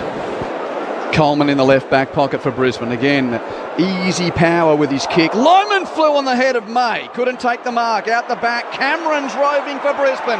Gathers on the half forward flank. 60 from goal. No one at home. Charlie bangs deep. Archie got to the drop. Couldn't take the mark and fumbles it out of play. Oh, John Denver fans were getting excited there. Out of play. Boundary throw in. Left forward pocket. Brisbane 7-5-47, Nam 3-5-23. Sunday footy on ABC Sport. Kangaroos 4-point winners over Richmond earlier today. Ball thrown in. Gardner to the front of the ruck contest. Rove though by Oliver of the D's. Hands it to Petrarca, hands to Salem. Salem gives to Rivers. Runs to defensive 50. Kick to the middle of the ground on the head of Petty. First touch. Payne got second touch, then tried to con the ump. Not conned. Tried to claim the mark. Ball up. Yes, you must have first and controlling possession to claim a mark, Michael. Oh, you would. He had controlling possession, but not first. So it was Johnson. Fisted it 15 metres forward. Zorko stood up. Did it by foot and then picked up by Lockneil. Handball back to Ainsworth, to McCluggage, back to Ainsworth. Straight down the corridor now. Ainsworth's chipping ball was not directed well. It's cut off there by McVie. He spotted a man open. It was Petrarca. Dangerous times. 70 from goal. He hits the forward pocket, Milksham, has got away yet again, takes the mark very deep in the left forward pocket. He's going to be, well, only a couple of metres in from the boundary line. Yeah, that's what they've been looking for, haven't they, Melbourne? That run from behind, defensive pressure to force Brisbane to kick it long. He's facing inboard, gesturing like he's going to curl it around with the right foot. He's 20 out, but he's on a very tight angle. The right foot curler is good. That's Melksham's second. Nam get their fourth and make the lead a little smaller. 7-5-47 to 4-5-29. Back to an 18-point margin with 11 gone of this second quarter. Yeah, so in the first quarter, there was a lot of slingshot footy from the half-back line from Brisbane, and able to carve up Melbourne. That's why they're able to have really good scoreboard pressure. But now there's been a couple of times where Melbourne's been able to have that run from behind and force Brisbane to kick it long. There was one with Levi Ashcroft, and now that one there going through. So Cozzy got from behind and forced a turnover and resulted in a goal. So something that they certainly try to address at quarter time. Jeff White with you, former club champion of Nam, but as ever, you walk into the box here and you take all club colours off, unless we ask for a thought or two. I just got to remember to say not we. You're doing a really good job, Jeff. Centre bounce. Again, no clean rove underneath, but Oliver is there to win the ricochet for Nam. Kicks inside 50. Payne punches away for Brisbane. Ball bounces around on D50 for Brisbane, gathered by Hipwood. Hands to Coleman. Hands to Rayner. Hands to Will Ashcroft. A rumbling move down the middle of the Gabba has turned out to be marked by Salem. The kick inside 50. It was looking good till that point. Salem intercepts. Kicks to young Harvey Langford, who marks at left half back. Hand passes to Windsor. Windsor's kick to half forward. Milksham the target. Andrews got in front. Probably should have marked it, Harris Andrews, but the Brisbane co-captain couldn't. Fumbles it out of play. Throw in. D's at left half forward. Lions at right half back. 12 and a half minutes, second quarter. Gorgeous Sunday afternoon in Brisbane. And it's the Lions leading by 18 points. Umpire throws it in. Dunkley takes the ball, immediately claimed by both Pickett and Johnson. Taken to the ground. Umpire's going to come in and throw it up. 55 out from the Nam goal at left half forward. Hipwood in the ruck against Johnson. Dean Coleman comes in, slaps it in the path of Will Ashcroft. Good handball out to Dunkley. Off a step. He kicks it beyond the wing. Off hands. Just go Turner again. Oh, the fancy footwork is delightful. Gets around all comers and delivers a kick. Well cut off. It was heading straight to the lead of Aidan Johnson, but Levi Ashcroft interjected with a beautiful spoil right into the Brisbane Lions bench on the Stanley Street wing. Will get another throw in. 13 gone. Second term ABC Sport on a Sunday afternoon. We ran into Marcus and Becky this morning. Oh, how are they? They're going well. Yep, they said to say hello. Yep, we had Marcus in before the Q clash last week. Ran into him this morning at footy. Yeah, I love being back in this part of the world. There's Levi on cue. His hand passes straight to Rivers of the Demons from 60, kicking to the pocket. Milksham's outnumbered. He had Andrews as his immediate opponent, and then Payne drifted across, third man in. Both backlines right on top, Q. There's been one goal each from both teams. A lot of inside 50s, but no team can get a winner forward of the ball, both teams this quarter. Nice spoil from the Payne kick by Sparrow to keep it in attack for Melbourne. Hand pass got to Langdon, gives it to Chandler, evades the tackle of Lester, gets on his left and snaps. That's a beauty from Kate Chandler. He's kicked the goal. Just what the Demons needed. Starting to just get away from them a little bit. Brisbane had kicked the last 4 goals in the game to establish a 4-goal lead, but now the D's get 2 back, and it's a 2-goal margin. 7-5 to 5-5. Kate Chandler's first of the day is his 10th of the year, and we're 14 minutes into the second quarter. Yeah, reward for effort. Yep. The D's, they've been defending really well, and I spoke too soon. They weren't able to find a winner, but a bit of magic there from Chandler. A ground ball, shake, break a tackle, but they're working really hard, defending really hard. They just need a couple of forwards to stand up and take their opportunities, and good on Chandler there, and he was able to do that and hit the scoreboard, and then give some positivity, some nourishment to the guys up the field for a job well done. And on that too is the ability to switch from attack to defence. So when Payne got that free kick, he had no switch, he had to kick it long. So a really good sign that Melbourne's defending and setting up really quickly. So Coach Goodwin standing on the bench in the humidity here on a Sunday afternoon at the Gabba from the stoppage. Oh, Dunkley tackled off it, Pickett gathered, ran forward.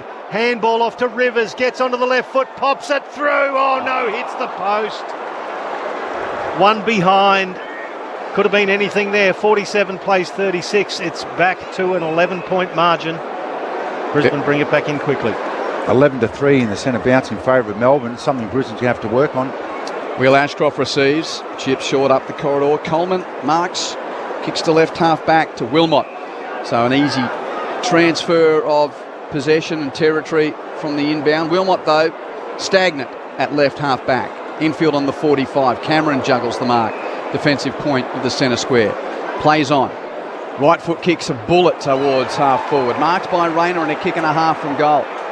He's trying to milk a 50 up, not buying. Rayner's left foot entry's poor. That was really poor. He's off the back foot on his non-preferred. Straight to Xavier Lindsay. Uncontested mark for Melbourne. Plays on with the kick to Gawn. Marks it right half back. Kicks it to Sharp. And the ex-Lion now playing for the D's has got it. Gives it back to his skipper. The Big Max has got it. Right half back. Gives it back to Sharp. Sorry, I was going to say good option then. Just don't quite off anything there, Maxie. Yep. Sharp down the line to Bowie. Michael, you want to make something happen here? Yeah. You go. Crowd's just buzzing as Bowie's directing traffic. Lockneil standing the mark. Bowie kicks it to right half forward. Gawn's made his way down there. And Harris Andrews, well, it missed all comers, and I think it actually hit Harris on the chin. Yep. Over the boundary line. We'll get a throw in. It's a bit of a lull there. I think the Gabba crowd were thinking the Lions were going to put the pedal down and really run away from Naarm, but they fought back in the last 5 minutes. Throw in across half forward. Gawn couldn't quite extract it. Well done to Fletcher. Got the handball to the run of Wilmot to Rayner. Back to Wilmot. Under pressure. Handball there to Lockie Neal. Immediately tackled by Lindsay. The ball spills into the arms of Ashcroft. Up and down the chimney. Comes off hands. Keziah Pickett can't quite pick it up, and then he goes back and makes good. Handball back to Langford. Langdon. He gives it off there to Sparrow. Kicks it forward. Off hands of Sharp, and then it's a bit messy now. Wilmot gets it back to Big Baywatch Payne at left half back for Brisbane. So it's almost like the 2-minute sign's gone up, but it hasn't. There's still half of this quarter left. Fletcher runs around Rivers at half back. Plays on for Brisbane. Pressured from behind by Melksham, got his hand passed away in time. Gathered by Will Ashcroft in the bullseye. Hand pass to Rayner. Hand pass inside 50. Gardner, 2 steps, straight in front, 40 metres out, kicks the goal. And Dizzy gets the Lions back out to a 17-point lead. He's liking this roving roll up forward on return from his long-term knee injury, Darcy Gardner.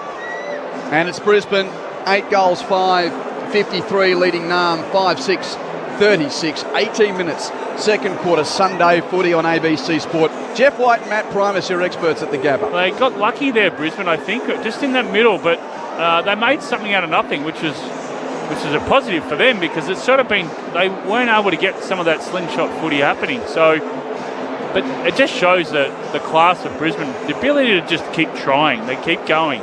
You know, sometimes sides are going to try and squash the corridor, but they're still trying to take that risk. They're still trying to take that kick, and that, you never know, can open up.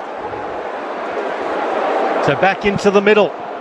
The lead out to another 17 points here at the Gabba. Gawn versus Fort. Gawn got it down. It was sharked by Rayner, though. Long inside 50. Charlie fisted away from him. Roved by Hipwood.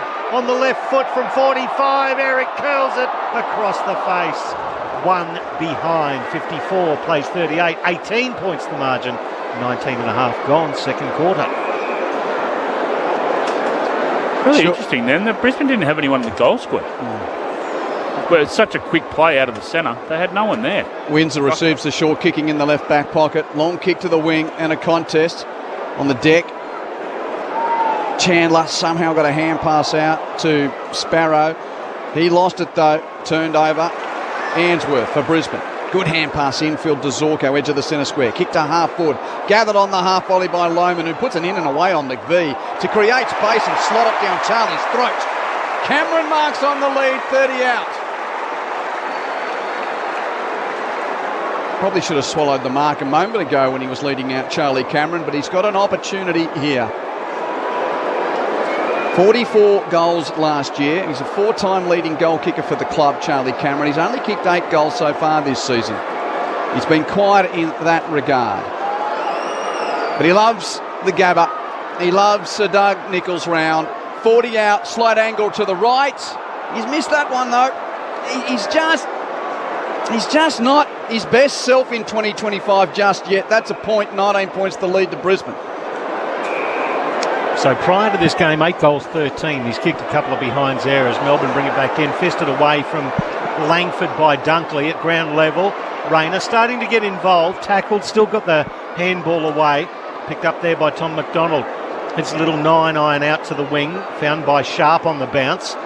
Sharp's handball along the line and then bounces out in front of Harrison Petty. Right in front of the ABC Sport commentary box on the Vulture Street side of the Gabba will get a throw in.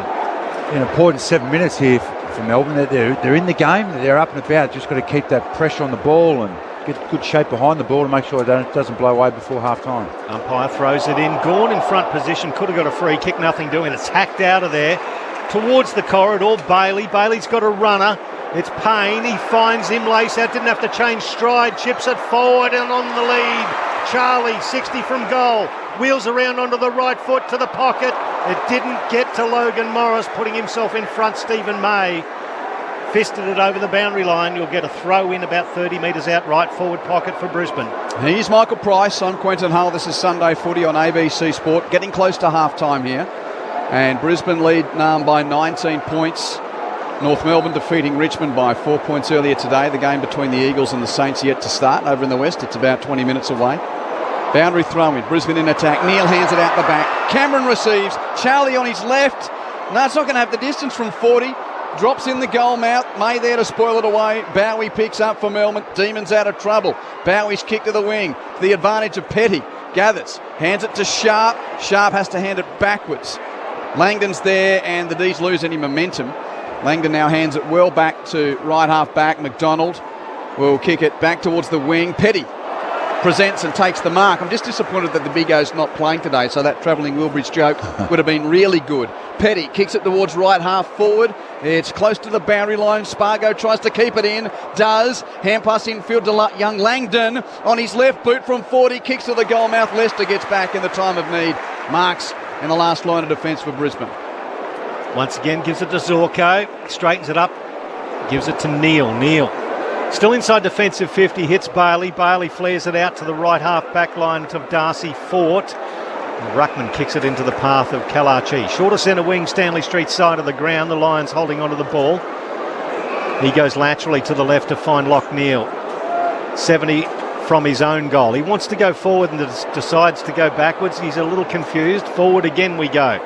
Long kick towards the boundary line. Cam Rayner flies off his hands and it's gone over the boundary line. It will be a throw in between wing and right half forward for Brisbane on the Stanley Street side of the ground. 19 points the margin. The Brisbane Lions lead this one. That would have been cracking mark. He got up, Rayner then.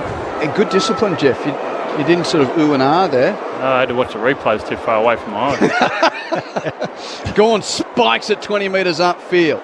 Pretty much around the boundary line. Chandler was there, but he could only tap it out of play. So another throw in. So we were speaking about whether Ruckman have their favourite rovers. Jeff, who are you always looking at under your big arms in the day? Early days was Todd Viney. Yep. And then loved the ooze. Love the ooze. Yeah. Well, the ooze is probably a bit not happy yet. A bit angry after losing by a kick today. Gawn gets a free kick. We'll get Matty's favourite in a moment. Got a few to choose from. Gawn kicks backwards. Steve May at centre half back. Who was yours, Matt? If I could hit it myself, that was handy sometimes. Josh Franco and Peter Burgoyne. Yeah, okay. A couple of good ones there. May to Langdon in the centre of the ground. Kicks to the wing for McDonald. Narm towards half forward now. McDonald's kick on the head of Spargo. Fisted away by Fletcher. Brisbane with the robe. Dunkley hands it to Wilmot. Hands it on to Lohman on the wing. He takes a moment. Gets tackled by McVie holding the ball. Holding the ball, play on, picked up by Langford. On the wing, kicks Melbourne into attack. A 2-on-1 though against Melksham, and Lester outmarks his direct opponent anyway, Brisbane's ball. Lester kicks it forward to left half back to find Dunkley. Dunkley now, just the required distance of further left towards the boundary line to find Ainsworth. So again, the D's are set up well in front here. Ainsworth's got to go long down the line. It's 3-on-1. Logan Morris at the back flies, but it was roved by Bowie. Bowie to Langford. Langford to Rivers by hand. Tackled by Kadeem Coleman. Let loose the ball. Oliver on the logo on commentary wing. Kicks it to the arc. Off hands. Couldn't be there. Taken by Langdon. It was taken by the Lions player, and Langdon put the high shot on. Zorks. Well, Zorko just gave it a little bit of extra mayonnaise to make the umpire have a look at it, but the legend himself will take the free kick at left half back. So between the arcs we go. You're right though, Pricey. Melbourne are doing a great job of taking away the uncontested marks from Brisbane. Zorko very short to Dunkley, left half back. Dunkley kicks down the line to a contest. Morris to grabber in the pack. Nice fly. He'll play on Logan Morris. Kicks, looking for Archie. Leaps, gone there to crash into the pack and spoil it away. Straight down to Saylor. Given off to McVie. McVie's kick from the pocket to half back evades the hands of May. Took a touch. Archie. Out for a throw in. Archie's still feeling whether he's got all his ribs after having a meeting with Max. Going back with the fight of the ball. That was a great contest by all. Yeah, indeed. It's gone. Pushes Ford off this time, gets the ball backwards towards Langford. Harvey Langford, back to Gawn, back to Langford. Well done, young man. The left foot is good towards Petrarca, well spoiled by Ainsworth. Hits ground level, Zorko, handball to Dunkley. Made good of a little fumble, then a handball into the path of Kadeem Coleman, cut off by Bowie. Bowie down the line looking for Aidan Johnson, and that has got to be horribly close to out of bounds on the fall. In fact, he touched it about a metre over the line. One would have thought, right in front of the grandstand ABC Sport commentary box. We've got to throw in there. Now, I'm going to wait for half time, because once you see this, you won't be able to unsee it for the rest of the day. It's something to do with the design of the Lions' Indigenous jersey. Yeah. You know what I'm going to here. I know. Oliver with the Rove on the wing. Kicks it into attack. Andrews can't control. It's Johnson over the top of it. He can't gather. And it's going to be a ball up in the goal mouth. So the back of the no wisecracks. Yes, it is. Just no wisecracks. Just look at the back of the jumper and the lower portion of these playing jerseys, which are not tucked in. I saw it earlier. I went, what? That's weird. No wisecracks intent. Good one, Pricey. Stoppage. Deep forward for Brisbane. It's Ainsworth. It's deep forward from Melbourne, should I say. I've lost it among the... you both cracked me up. That's yeah, exactly. Ainsworth kicked it out in the full. So essentially, there is a portion of the Lions jersey which is of gold colour, sort of at the top of the hips. It's a tree. At the portion of the glutes, top of the gluteus maximus. But there is a black seam right down the middle, which is, yes, giving us visions of wondering whether all shorts are actually pulled up to their correct height, Michael. Indeedy do. The outs on the outer side of the ground. It's a long kick from Bowie. Off hands. Oh, it was absolutely smothered. Was Noah Ainsworth and a plumber's reference. Yeah, indeedy. Umpire throws it up 25 metres out from the Nam goal. Drove by Petrarca. Petrarca got the handball off. That was beautifully done. Well done by Rivers. Ran to the goal line and poked it through. Gone again. What a tap. Again, the ruck work. Well, we've got two of the best to have played the game in that position here, and they are sitting back applauding Max Gawn and his work. Meanwhile, the score is 55-42 in favour of Brisbane. It is 13 points the margin, 29 gone second quarter. How good has Big Maxi been, boys? It's been good, but what I've noticed that forward to centre, he's smashing it forward, and even when Aidan Johnson was in the ruck, when he's going to stop plays, the obviously clear message, he hit it forward. In that situation there, he hit it forward. I think that's Petrarca got onto it. The ability of Rivers to come. So when you have, great tap. So out of the space. So not in the actual ring of where all the congestion is. The tap was towards the boundary line, but in space, and allowed Rivers to come onto it. So great finish from the D's. And for Petrarca to be able to beat Dunkley. Dunkley's gone to him after the first 20 minutes when he was on fire. He's quelled his influence a bit, but beautiful first possession. 3 of the last 4 goals in the game to Nam. Just when it was getting out of hand for them, Brisbane led by 24 points, but now 13 is the margin, getting close to half time.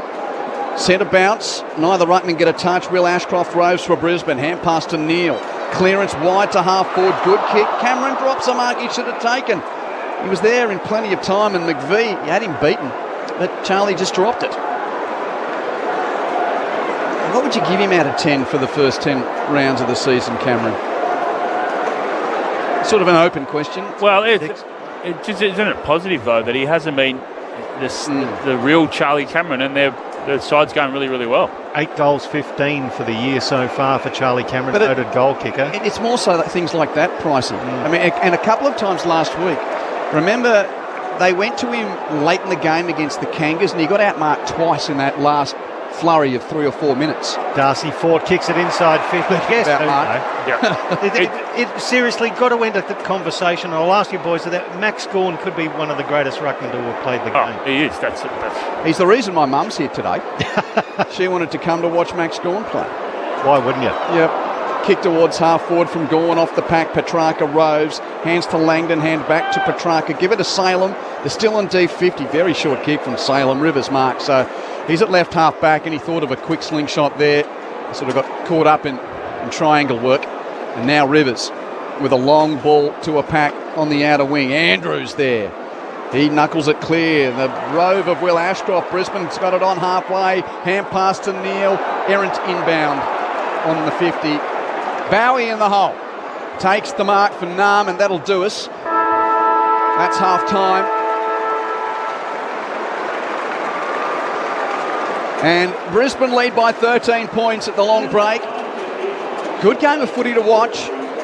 Had some good moments for both teams. The reigning premier trying to return to the winners list after having to share the spoils last week in Hobart, and the D's really fighting to stay relevant in the race for the 8. Now, Jeff, you're pointing at me. What's going on? Gorney going over the umps. I reckon it'd just be talk about probably centre bounce stuff, or it's unusual. You don't really see that sometimes when a captain goes all across. He's ran 100 metres to go and have a chat to the umpire. So just thought I'd point it out. Interesting to see what he's trying to find out and clarify. 8-7-55 to 6-6-42. Brisbane led by 17 points at quarter time. It's now a 13-point lead. 2 goals, 5 for Brisbane in that quarter. No, 2 goals, 4. 2 goals, 4 for Brisbane in that quarter. Nam kicked 3 goals, 2. So the goal kickers for the locals, Logan Morris has got a couple. Darcy Gardner has 2 as well. The rest are singles. Fletcher, Archie, McCluggage and Hipwood. While for Nam, Jake Melcham has 2 goals. Singles for Rivers, McDonald, Pickett and Chandler. 17 at the first break, 13 at the main break. That's the advantage for the locals. Matt Primus and Jeff White. What do you make of the first half? Well, I think Melbourne have hung in really well. They've dropped a little bit with the intensity they're playing at, which has been hard. It's a hard style to play. As I mentioned, both backlines got right on top, and a bit of Achilles heel of Brisbane this year. They've struggled going forward this year in games. That's why they haven't played, probably apart from the Suns game, they haven't played a 4-quarter game. Their forward line's been a bit ineffective and haven't quite got together or missed some opportunities. And Melbourne's defence was on top a little bit, but I thought Brisbane still had lots of opportunities. They still look like they're going to break the game open, but to Melbourne's credit, they keep harassing. As I mentioned quite a few times already today, they're playing to their strengths, so they're dominating clearances, especially the centre bounce. They're getting a lot of territory out of that, and that's making Brisbane have to try and attack from the full field or from their back line all the way to their forward line, which is normally strength, but hard just to rely on that as your number one source. So yeah, it's a good plan for them so far. If they could take a couple more opportunities in their front half, the score would probably be equal. So yeah, a credit to Melbourne how they're going about it, and Brisbane would be probably frustrated with how the first half's played out for them. I think the ability of Melbourne to switch from attack to defence really, really quickly hasn't allowed that slingshot footy for Brisbane, particularly in that second quarter. But then when they're going forward, I mean, I know Charlie Cameron's dropped a couple of marks and Lohman had a chance to go over, but it was a great defensive structure from there, tackle from McVie. But yeah, you're right. This just needed to, from Brisbane's perspective, just tidy up the inside forward 50s. They seem to be trying to invent a kick when the simple one is there. When they were going inside forward 50 there, when Bowie intercepted, Logan Morris is by himself. So just picking and just going back to basics, I reckon, just trying to find, because their structure is really good. When they're going inside forward 50, oh my God, it looks dangerous. They're really one out. They're not clashing each other. Rayner's not jumping on Hipwood's head. So the structure is really well set up. From Melbourne's perspective, getting that defence, getting Lions to kick it from their D50 is what they're trying to get. They don't want that slingshot footy off the half-back line. They don't want Brisbane to go through the corridor. So there's a bit of a win there for Melbourne in the second quarter. The ability to run from behind and force the kick. So, yeah, good game on our hands at the moment. But does that take a lot of energy from Melbourne? Probably, so that's what zaps them a little bit. So going forward, then you've got to execute and you've got to take the opportunities when you get them. Thanks, Jeff. Thanks, Matt. 13 points the lead to Brisbane at half-time. Repeating that scoreline, the Lions 8 goals, 7-55 to Narms 6-6, 42. Earlier today at the MCG, North Melbourne 4-point winners over Richmond. The Kangaroos getting what we expect is going to be a rare victory in another season, which looks a bit tough for them. But that being said, a draw last week, now a second win of the season.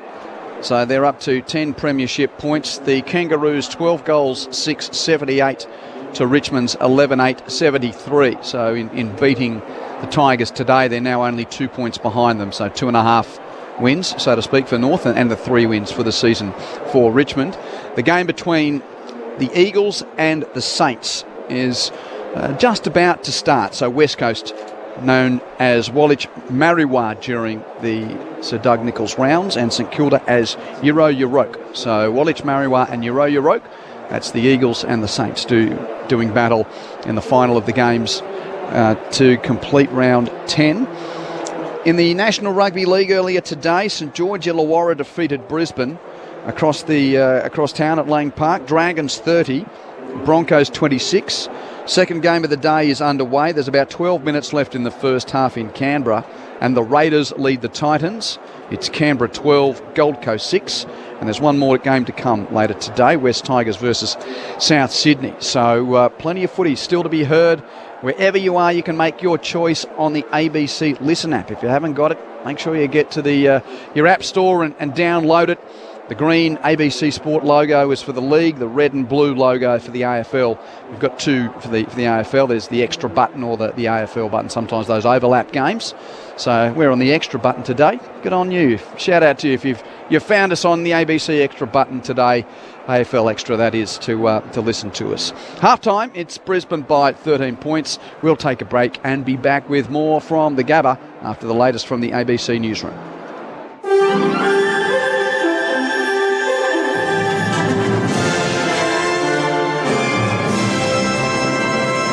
ABC News, I'm Thanmaya Navada. Analysts see a meeting between Australia's Prime Minister and Ukraine's President on the sidelines of the Pope's inauguration as particularly important given the flakiness of US involvement.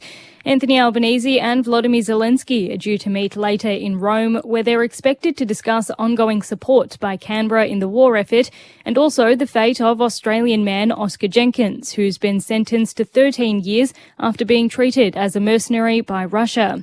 Visiting fellow at the ANU Centre for European Studies, John Richardson, says the relationship is strong between both nations. It's important for President Zelensky to get not only support from the Europeans, particularly as the American side is a bit more flaky in this respect, but also from allies around the world. Ukrainians have been generally very pleased with the amount of military and other assistance Australia's given. 2 sailors are dead and 2 more critical after the mast of a tall ship belonging to Mexico's Navy crashed into New York's Brooklyn Bridge. Screams could be heard from onlookers in social media videos showing the 3 masts of the ship with 277 people on board sheer off as it went under the bridge. Wilson Arambles from New York Police Department says 19 people are being treated. The captain that was maneuvering the ship lost, power of the ship, and the current mechanical function caused the ship to go right into the pillar of the bridge, hitting the mast of the ship where there was a couple of sailors on top of it. Palestinians are pleading for the resumption of aid deliveries into Gaza as Israel launches a fresh offensive. As Israeli negotiators continue discussions in Qatar with representatives of Hamas about a possible ceasefire, Israel's Prime Minister has ordered a fresh wave of attacks. According to Gaza's health ministry, more than 150 people have been killed in Israeli strikes in the last 24 hours. This displaced Palestinian man says things are dire. Nights of terror. Every day is terror. We live in terror. We wake up in terror and we sleep in terror. Our children are terrified. We have no food or drink. We are unable. We are tired. Meanwhile, hundreds of pro-Palestinian supporters have been marching through Melbourne to commemorate the 1948 Nakba. Nakba, which means catastrophe in Arabic, refers to the mass displacement and dispossession of Palestinians from what is now Israel. Protesters have been walking a 6-kilometre route from the city to St Kilda, the width of Gaza, while taking a stance against what's happening in the territory. I have to be opposed to this mass murder of children and mothers and women. We are, as human beings, mandated to respond when we see a genocide taking place. Stopping of food and medicine, regardless of what's going on around, that's kind of a basic human right. Authorities believe the person behind the bombing of a fertility clinic in California died in the explosion. An anonymous official has told the Associated Press the person they believe to be responsible had posted online ramblings before the blast, communicating a belief that the world should not be populated. The FBI has confirmed it's not actively searching for a suspect following the attack on the American Reproductive Center's fertility clinic, and it's understood the individual responsible died in a car explosion. 3 teenage boys are in hospital, 2 fighting for their lives after what police describe as a chaotic crash in Melbourne's west early this morning. Costa Haritos reports. The boys, all aged 16, were travelling in an allegedly stolen SUV when it hit a car and then slammed into a pole in Tarneet about 1:30. Fire crews say they had to free 2 of the boys who were initially trapped. Detective Acting Sergeant Melanie McFarlane says the boys' injuries are serious. The scene was chaotic and catastrophic.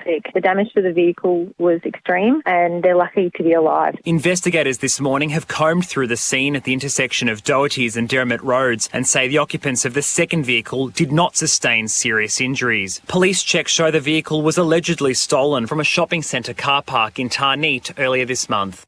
And a rescue operation is underway at Stirling Range National Park in southwest WA after a rock climber slipped and fell on Bluff Knoll last night.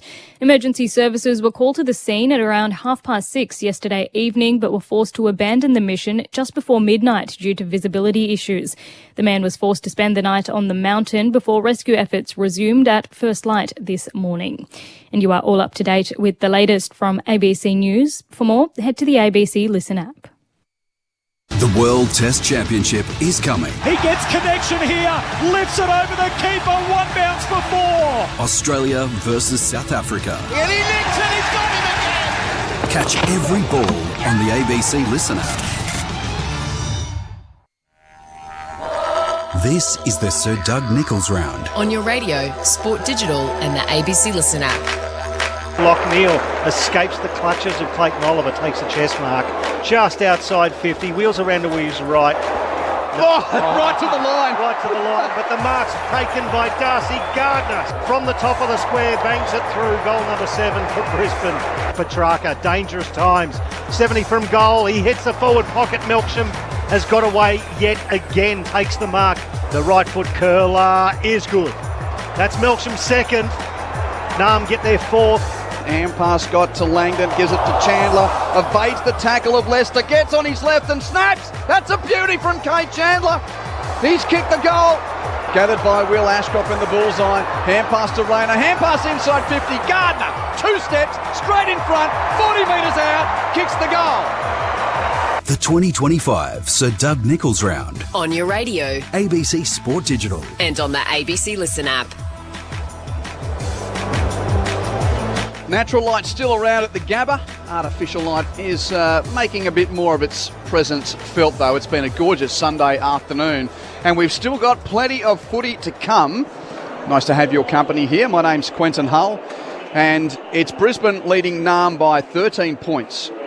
Half-time, Lions 8 goals 7, 55. Narm 66-42. North Melbourne by 4 points over Richmond earlier today. The Eagles and the Saints have just started with West Coast known today and next week as Woolwich Marriwa. The Eagles, the home team, they've kicked the first goal there. 1 straight to the Saints yet to score. Call available on the ABC Listen app on the AFL button. And in the NRL currently, Canberra and Gold Coast locked up at 12 all just before half-time earlier today. St George Illawarra 30 over Brisbane 26. Auskick kids are out enjoying the beautiful conditions on this Sunday. Around 30,000 fans in the house. Michael Price calling the action with me. Jeff White and Matt Primus, your company as well. Now, Jeff, we're just speaking a bit about Talent League footy. Another win for the Suns Academy today. How's Kay White Suns Academy going? Is Kay White watching Melbourne today? He'll be at the airport right now watching it. Yes, He'll be watching, tuning in. They went really, really well. They won again, so it's 4 in a row. As I was just saying off air that before the Walter, that group of Suns Academy players that got drafted 4 years ago, a couple of years ago, the Suns Academy only beaten the Coates League once. This in the history of the academy. So the Gold Coast Suns have just come off 4 in a row. So they beat Dandenong Stingrays, Eastern Rangers, Oakley Chargers, and today they beat the Northern Knights. So the depth of that crew, the 07 born they call it, they're coming through, outstanding. So credit to the organisation and the Suns Academy for pulling those kids together and the success they've had. So they've done extremely well, and not just one. I mean, they beat Dandenong Stingrays by 50, they beat Eastern Rangers by 50, they beat Oakley Chargers last week by 70, and they beat Northern Knights today by 4 goals. So 6 out of 10 players in the AFL are actually drafted from that Coates League, as you say. So, I mean, gee whiz, that's looking good for the Gold Coast Suns, isn't that correct? Yeah. Well, it depends when it comes to certain players that we might be mentioning here, whether or not they've got any father-son connections. Yes. That being said, though, like obviously, we've known Kalani since he's been a young man in the box, and we know how much he loves the D's. Is it going to be a tough decision for the young man when he knows if he keeps his form up that he's got 2 options to play footy? Yeah, and he's been very committed to his craft. At no point has he said that, which is a credit to him. A little bit of obviously advice from his father and his manager and so on and so forth. But he's got to go out there and earn it. He's got to go out there and play footy. He's got to go out there and enjoy it and have fun. And he just texted me before saying he feels so good that not only have they won, but he played really well today. So, yeah, the choice has come. But he's got Allies coming up soon, which is the National Carnival, which they really look at very closely. Then he'll play a couple of reserves, which will be for the Suns in Melbourne. When's the timeline that you need, like we saw with the Ashcroft boys and the Dacos boys, when's the timeline before the draft, if you are eligible for father-son, that you make that announcement? Yeah, you make... we sort of said it as a family and obviously conjunction with his manager that when the time's right, we'll make that. Normally it's probably around August, end of August. He's got a few commitments in the VFL the start of August. So when the time's right, we'll make that call. And I think either way, whatever he decides, it just gives us an opportunity just to, be able to set him parameters in place. But also, you think about the Suns, they've got so many academy kids that they need to adjust for points. And I know a lot of it comes in trade period, but from our perspective, when the time's right, he'll make the call. Simple as that.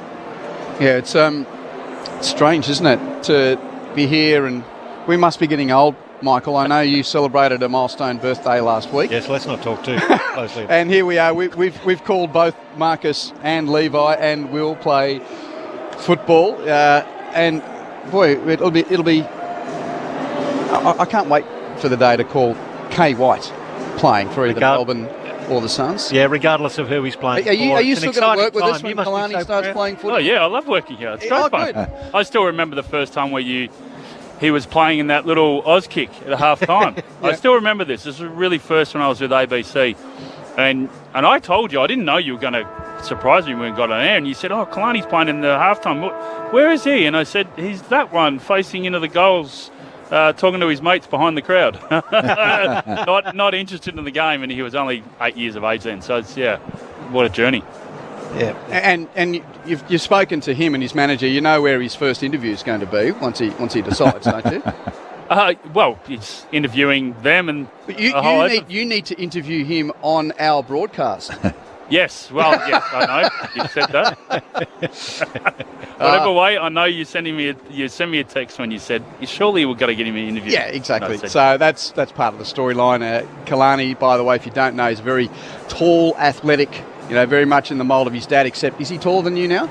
Yeah, he's 200 centimetres. Yep. Yeah, and you reckon he's got a bigger leap than you too? And what I've seen, gee whiz, that's got to be a big ask for that to happen as well. He can definitely played for the AIS Academy as well a couple of weeks ago. So, touch wood, stay sound, and he's got a future of footy ahead of him, this being his draft year, and of course father-son eligible to the Demons, apart from also being in the catchment for the Suns Academy.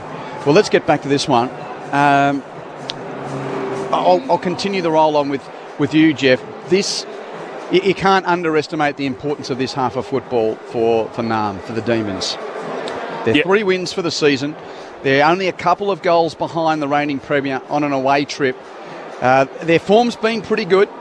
They, of course, petered out in the last quarter against Hawthorn last week. They were right in that game at three-quarter time. So I think the form line is closer than many. Like the script says, Brisbane run away here, but I'm not so sure. No, there was an element there where we thought at the start of the second quarter where they would run away. We were thinking Brisbane would run away with it, but the structure of the D's, particularly behind the ball, allowed them to force Brisbane to kick it long, which fell into their hands. And that's what they want. So, big second half. And then they were really disappointed the way they fell away against Hawthorn in the last quarter last week. So, here's the opportunity for them right here. Matt, do you think there's a way for Melbourne to keep this tight? Oh, I think they can. I think if they can try and score off their centre bounce dominance, they've only scored a goal, but they're doing a great job. They're keeping Harris Andrews out of the game, 3 touches, no marks. So, they're doing a lot right. Just can they get more winners forward of the ball? Here's the second half. Michael Price. Max Gawn gets the first tap out. It's sharked there by Jasper Fletcher. Gave it into McLuggage. He couldn't quite pick it up. Left it behind, in fact. Petrarca exploded onto it. He turned it over. Zorko, handball back to Fletcher in the middle. Now forward to the centre circles to Bailey. Bailey inside 50. Logan Morris advantaged by the kick. Should get a free kick for front on contact. Stephen May pleads his case, but no. Even I saw that one. The umpire comes in 15 to 20 metres out. Just a slight angle to the left. Logan Morris will line up for his third. As Whitey mentioned in the first quarter, I forget whose kick it was to RG. That Bailey's kick offline then just took Maisie out of the play, and he just had to give away the free kick. That's all he was allowed to. Let him mark the ball. Just a beautiful inside 50 kick. So even though he's only about 25 metres out, slight angle to the left, he's facing inboard to curl it around with the right foot. He does so, Logan Morris. Does so successfully and gets his third goal of the day. The Lions extend their lead quickly to 19 points. 9-7-61, NAM 6-6-42. Just a minute gone, third quarter. Well, it just shows you how much you have to set up from behind, because Melbourne were going, then they had numbers at the ball. One small error went to the ground. Wooshka, they got it straight into Fletcher in the centre, and away they go. So she's got to be clean against sides like this, don't you? Yeah, you do, and that's when it gives Brisbane's half forwards a real look, who have dominated today possession-wise in their speed. If it turns over quickly without any pressure on the ball, it can bounce out of there and give Brisbane's forwards a great look. 3 goals for Logan Morris already.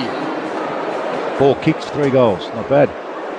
That's sort of Tony Lockett, Gary Ablett senior type return possessions. Jay Dunstall, 12 kicks, 8 goals, 4 in the old days for those power forwards. Centre bounce. Who's going to get the clearance underneath? Young Harvey Langford's trying to get it.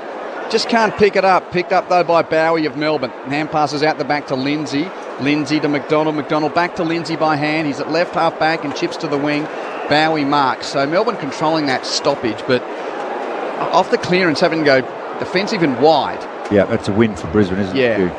And Bowie now with a high kick to half forward. Andrews to the front of the pack. Read the drop. Happy to leave Melksham and take the clean mark. Harris Andrews at right half back. Immediately looks inside defensive 50. Kicks to Answorth. Answorth kicks across the face of goal to Leicester. Leicester to centre half back for Payne. Keepings off in the half back line. Payne over the man on the mark. Chips to Fletcher. Fletcher now gives to Leicester. Here's the go. They pull the trigger as Froggy runs the middle of the ground. Hand pass to Will Ashcroft, who gathers it well on the half volley. He was under pressure. Not a great kick to half forward. Tom McDonald spoils for Melbourne. Can't really pick up though. Eventually Oliver has it for the D's. He hands it through Chandler and out to the wing for Lindsay. Lindsay uses his left foot well. Nicely guided kick just inside the field of play to Melksham. Wheels around onto his right foot. Kicks it long, inside 50, looking for Harrison Petty, floating across the back to Dean Coleman as Petty pleads the case for being held down. So Kadeem Coleman has launched a successful comeback. A couple of weeks in the VFL where he's done well from that ACL injury. His first game back in the big time. He chips it forward to Answorth at right half back. He's turned it over. That kick not well directed. It's cut off there by Tom McDonald from Nam. He goes backwards 45 degrees to Stephen May, just in front of the arc at half back. He bites off a very aggressive kick to the middle of the field to find Langdon just short of the centre circles. He goes out wider to the outer wing to find McVie. Kicks towards right half forward. Langford's in space. Takes the mark. Good defence by Brisbane here. Yeah, 2 kicks from goal. Pick 6 in last year's draft. Harvey Langford. It's a high hoping left foot inside 50. Payne crunches the pack. Can't mark. Immediately rode by Sparrow, but he's tackled. And no Pryor and a ball up. 40 metres from the Demons' goal. They're kicking to the left of screen in this third quarter. Ford over the top have gone there, but rode by Oliver. Ineffective hand pass. Pinched by Fletcher of Brisbane. A dump clearing kick towards the middle of the ground. Sits on the head of Turner and Hipwood. Hipwood got a spoil. Turner first to Rove, and the Lions were running attacking side. And Turner can casually pick up and kick towards the wing. Bowie marks. Kicks infield to Langdon. Langdon kicks it back to Bowie. Had the quick release there, and they just don't want to. The structure in front of the ball here for the Lions is very good. Bowie doesn't really want to kick it into that web. Now he does. Andrews nudges out his opponent. Petty comes over the top, taps it down to Chandler. Melbourne ball, hand pass to Melksham. Hard in the pocket, 40-yarder. Brilliant left-footed centering kick is marked by Sparrow. Quarter 50. And what a bit of extra mayo as well. So Sparrow's going to be taken to point-blank range. Boy, that was a good pass. Geez, Melksham's been good on Harris today. So Sparrow marched to the goal mouth and pops through the Demons' first goal of the third quarter. Answers the Morris goal. So we're back to the halftime margin of 13 points. Brisbane 9-7, 61 to Nams 7-6, 48. Halfway through the first quarter in the West, the Eagles 3 straight 18 lead the Saints 2 straight 12. Great by Petty too to come over, because Harris had Melksham in the air, which is probably the first time he would have been beaten today. But Petty came over, ball to the ground, then Melksham was able to use his leg speed against Harris Andrews and a brilliant kick back inside. And yeah, they're quelling Brisbane's ball movement. They've been methodical when they've got ball in hand, and once again hanging around, being really competitive and playing to their strengths. Just having a look at the replay there, and just Zorko, the mark was taken and he just took him to ground, so that where the 50 came from. The Zorks. The way he took him to ground. It was a dump tackle. He pinned the arm and slung him in. Just slightly slingy, as they say. Back into the middle of the Gabba here. Game still on. Awkward bounce. Well dealt by Johnson off hands. Bailey got the handball back to Levi Ashcroft through the hands of Dunkley and wheeling around. Lockneil measures a pass to the chest of Darcy Gardner, who takes a tumbling chest mark, and that could have been 50 as well. I think the crowd were asking for it. Regardless, he was dealt with reasonably roughly by Turner. They always ask here, Michael. And loudly as well, as Gardner flares it out to the left to Kitty Coleman, just forward of the centre circles, wide. He goes to left half forward to Hipwood, standing the mark sharp on the arc. Eric sells him, the big dummy. Gets onto the left foot, chips it to the top of the square. They fly. Oliver's handball cut off. May gets involved. His opposite number 1, Lohman, wraps him up. The ball stuck underneath the pair at the top of the goal square. The umpire's going to throw it up quickly. Johnson's just doing up his shoelace, and the umpire's giving him a moment to do that. That's very kind. Gee whiz. Now Johnson's ready for the ruck against Hipwood, and he wins clean possession. The ump goes tumbling out of the pack. He gets up. He's okay. Johnson tumbles a clearing kick from fullback to halfback, and Lester was there in company with Sparrow, and they see it out of play. So if you're Brisbane forward, you love to see Kitty Colvin when you're leading out like Hipwood was then. Jesus, good left. It's good to see him back. Lions by 13 points. It's the hum of the Gabba crowd as dusk descends. Short-ish boundary throw in. Salem takes it, tackled by Rayner. Got a hand pass though to Pickett for the D's. Left half back, rush kick to the wing. Off the hands of the pack, Neil Roves, tackled by Oliver Baller. It's just a gorgeous sight at the moment. Just a hint of natural light around Pricey, but we're starting to see the four-pronged shadows cast by the Gabba light towers. The contest is starting to fire up as well. Rayner off the contest, back to Dunkley, hands to Neil. Against the boundary line, he kicks it inside 50. Big pack, and Disco Turner smashes it over the boundary line, and we'll get a throw in as there's a little bit of argy-bargy. Not too much. Underneath the small scoreboard, the umpire will come in and throw it in. It reads that the Lions are leading by 13 points. We've only played 9 minutes of this third term. Anybody's game here. Big pack of players inside attacking 50. Hipwood tries to take it. It bounces off his chest. Dunkley picks it up, has a ping from 40, floats it nicely towards goal, and it hits the post 2/3 of the way up. It's now a 14-point margin. 62 plays 48 with 9 minutes 14 gone in the third. Stephen May working out what he's going to do with this inbound. Walks out of the goal square and kicks a long ball to right half back. Langford the target, can't mark. Rode by Brisbane's Gardner. Hand pass out the back to Hipwood. His kick is smothered. Well played by Sharp. Picked up by Langdon. Langdon hand passes it to the smotherer. Sharp has got it on the wing. Kicks to the edge of the centre square. Rivers marks. Plays on with a handball, which is dropped by Langdon. And that's the end of the chain for the D's to half forward. Neil over it. Not a great handball. Oliver harassing. Tapped it to Chandler. Gives back to Spargo. To Langford. Gives it to Pickett. And Pickett kicks the goal. And he puts on the dance in the forward pocket. Well, it came unstuck, but then it was off Oliver at centre half forward where it came stuck, but he was all the players got over to Oliver as well. Just the ability to get a hand in there and force that going forward. So Cozzy kicks his second, and the Demons have kicked 2-1 in this third quarter. 8 points the lead to Brisbane. 9-8-62 to Narm's 8-6-54. So Lockie Neal goes off, and so does Oliver. So Oliver's had 20 and Lockie Neal's had 18. So good battle there. And when you look at that battle, Matty, you go, well, they've won the clearances out of the centre, Melbourne. So you go, well, he's done his job because Lockie Neal was an integral part of that stoppage clearance for Brisbane. Yeah, he's quelled his influence there and been able to have an influence for Melbourne. So, yeah, they'd be very happy with that and obviously happy to continue it. 36-9 the hit-outs, make it 37-9. Gawn fists it 10 metres forward. Cut off there by Jasper Fletcher.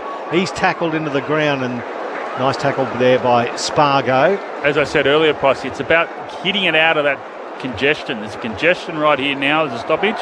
Gawn's just trying to belt it out of there.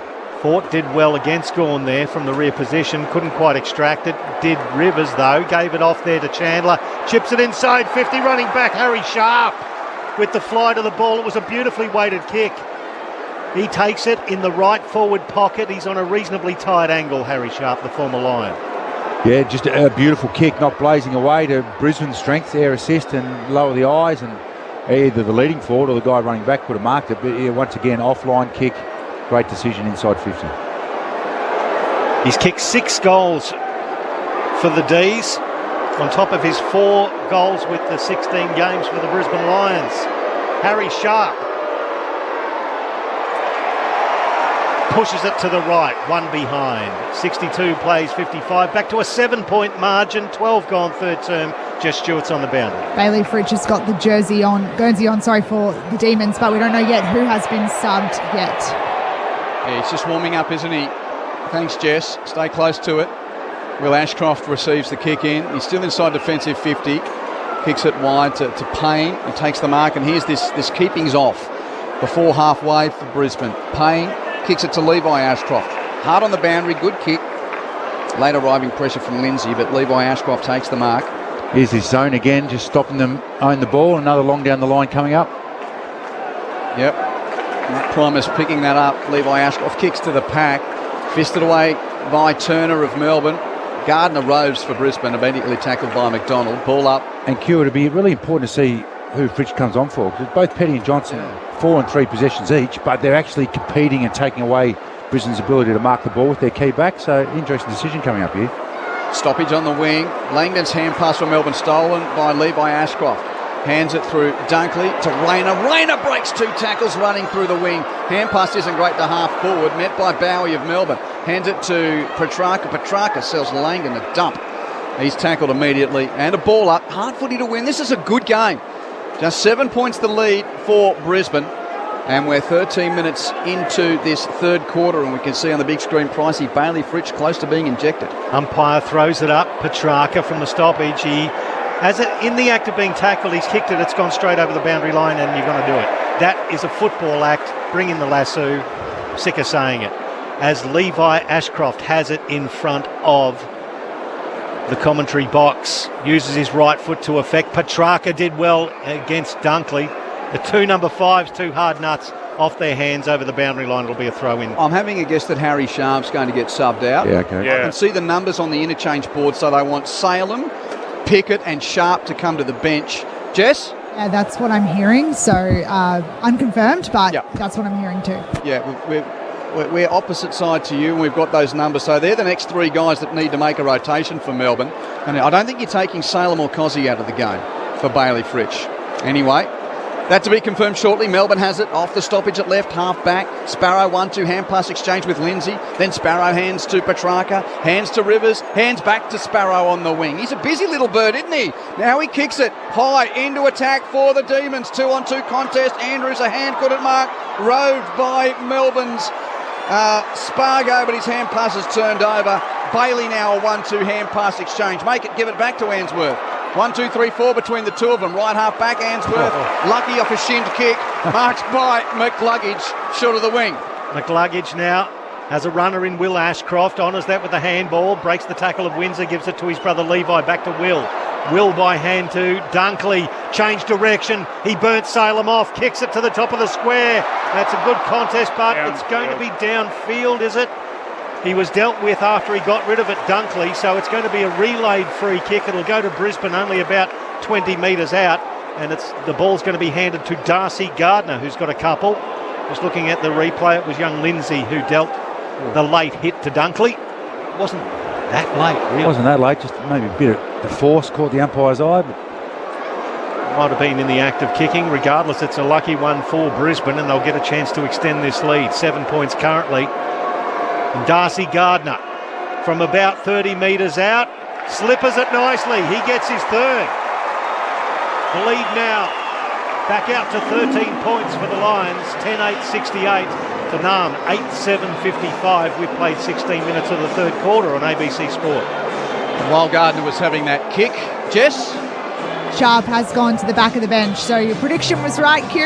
Yep, saw him. The intel was correct. got a little head ruffle there from Simon Goodwin, so thanks, mate, your day's done. So Harry Sharp out and Bailey Fritsch into the game.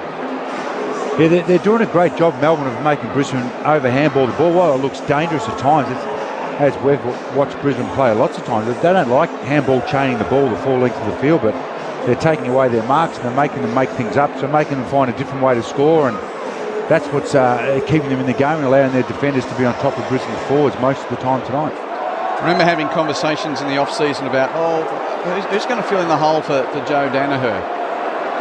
So we'll just watch this centre-bounce. Ford got that clearly down, but only straight to Oliver. Tackled off his kick by Neil. Neil wins the crumb for Brisbane. A defensive style of clearance to right half-back, taken by Levi Ashcroft. Kicks it to his brother. Will gathers the bouncing ball on the wing, says, come at me, Zorks. Zorks does. Receives the pass.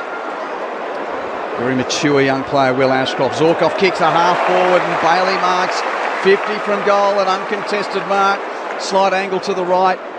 That's what their off-the-line kick is so effective there, Q. A lot of the a lot of these players were set up along the boundary line, but sometimes you just got to smother that corridor and force them to go down the line. But they were able to see, Zork was able to see that pretty early.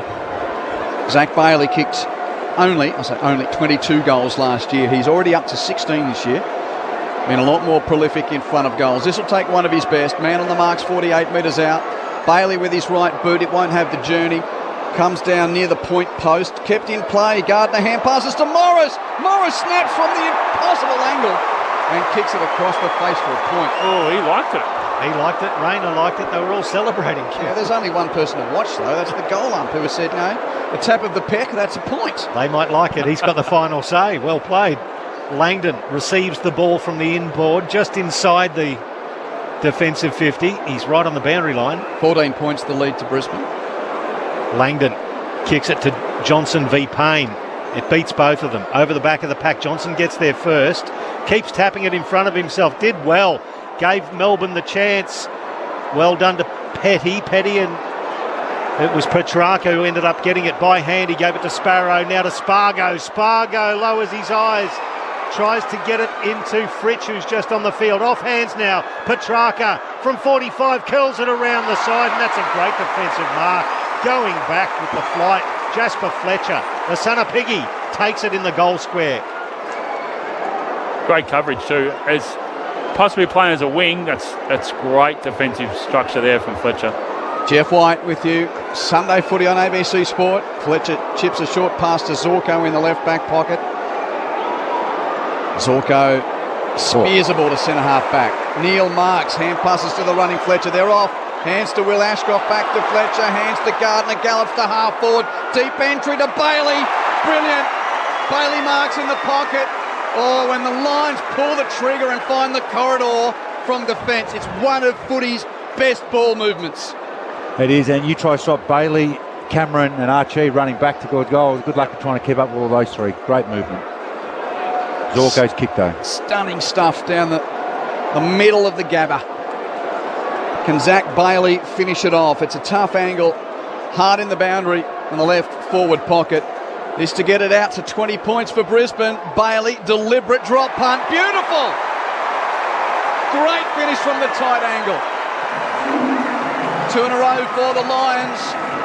Brisbane, 11 goals, 975. Lead Nam by 20 points. The Demons, 8-7-55. I reckon if Fages or the coaching staff will look at behind the goals, you would see a lot of unrewarded running. So you'd see a lot of Brisbane players actually running to create space behind them, so that allows the Will Ashcrofts, the Fletchers, the Gardner to come past to the handball chain. So that's the movement you've got to have, but particularly in between the arcs. That's where you sort of get stuck, where you've got to kick it down the line. But see, Zorko has a look, hits it straight through to Neil, and then the link-up chain happens with Fletcher and Ashcroft. So, but that doesn't happen if you don't have movement through the arcs to create that space. So well set up there from Brisbane. Having some game, isn't he? Zach Bailey, 21 touches, 5 inside 50s, a couple of shots, 3 shots on goal. Celebrating his 150th alongside his good mate Cam Rayner as well, both taken in the 2017 draft. Off hands now, this ruck contest through the hands of Darcy Ford. It was picked up by Xavier Lindsay, got the handball forward for Nam to Langdon. He was tackled off it, Fritsch grabbed it, he was tackled off it as well. Aggressive stuff from the Lions. Through hands now, Rayner fends one off, gives the handball to Hipwood in the middle of the ground. Great run-down tackle. Not paid holding the ball. The ball was smacked out of his hands. It fell forward for Brisbane. Another strong tackle from Melbourne dislodges the ball from Froggy Lester's hands. Picked up by Pickett. At right half back now, Lindsay measures a left foot pass and finds Big Max just on the outer wing, Stanley Street side of the ground. Great aggressive stuff from Nam. He had Zork as his direct opponent. That's got to be close to the biggest differential in the league, height-wise. Gawn kicks it to the presenting Petty.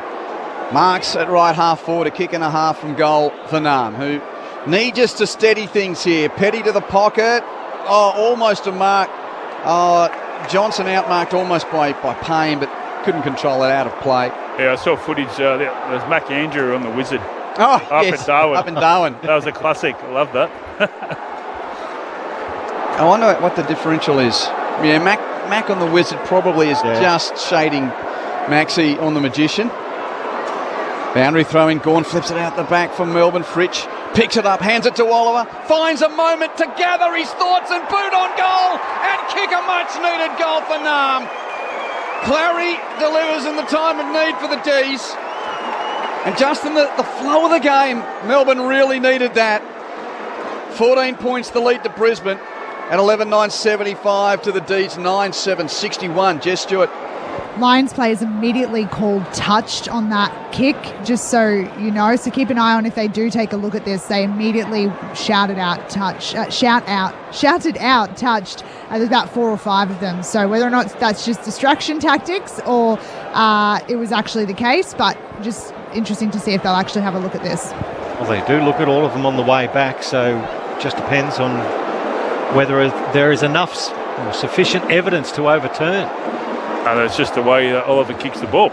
Yeah, it was just a bit of a mongrel kick. Yeah.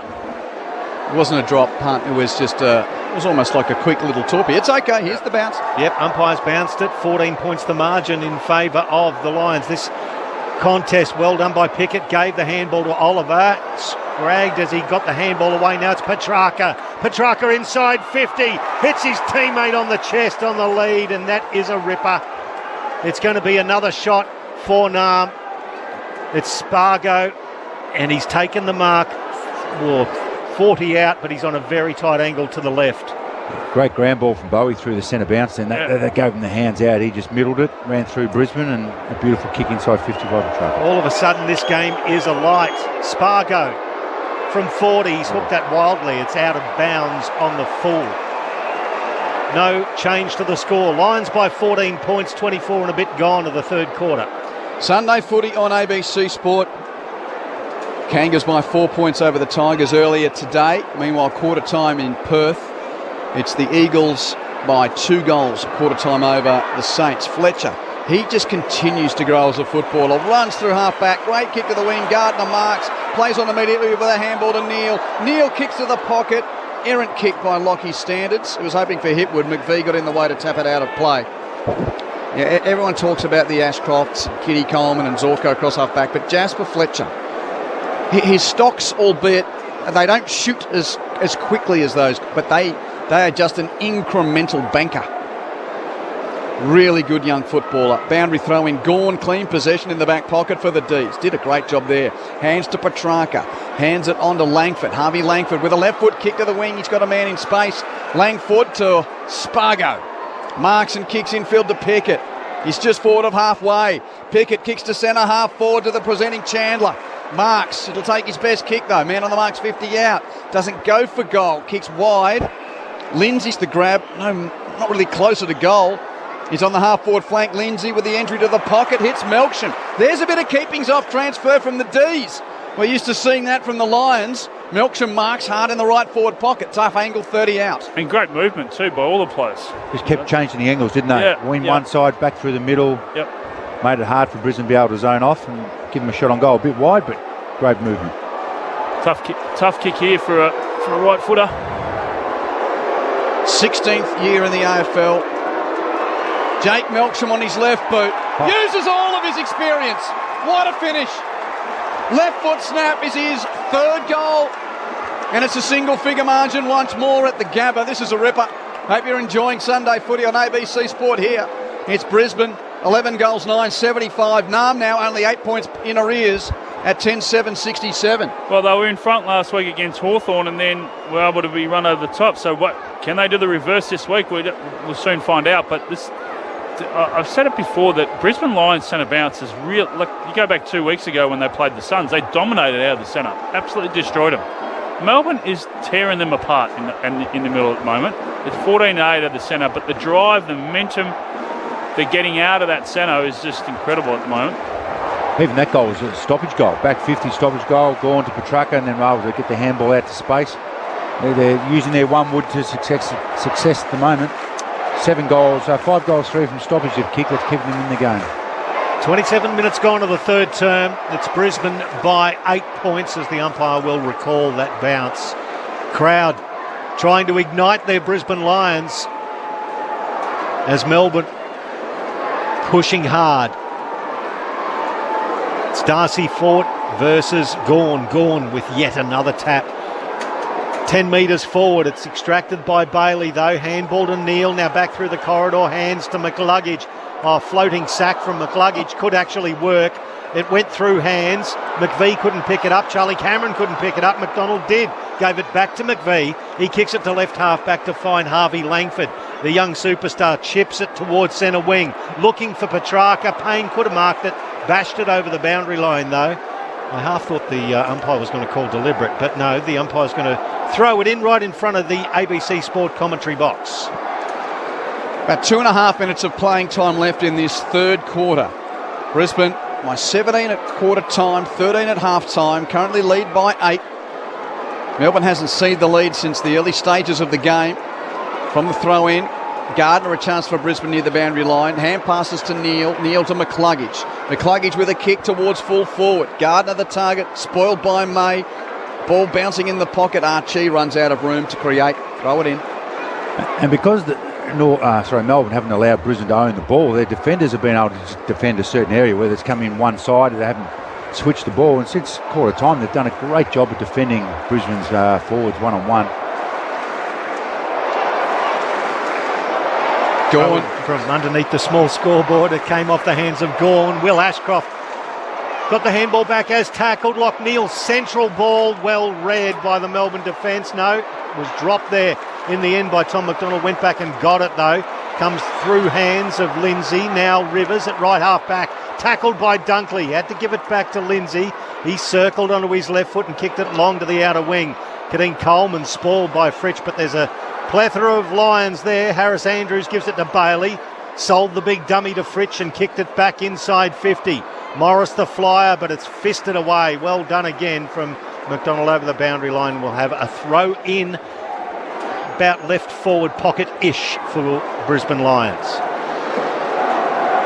Tight third term here. The D's just edging the Lions in this quarter.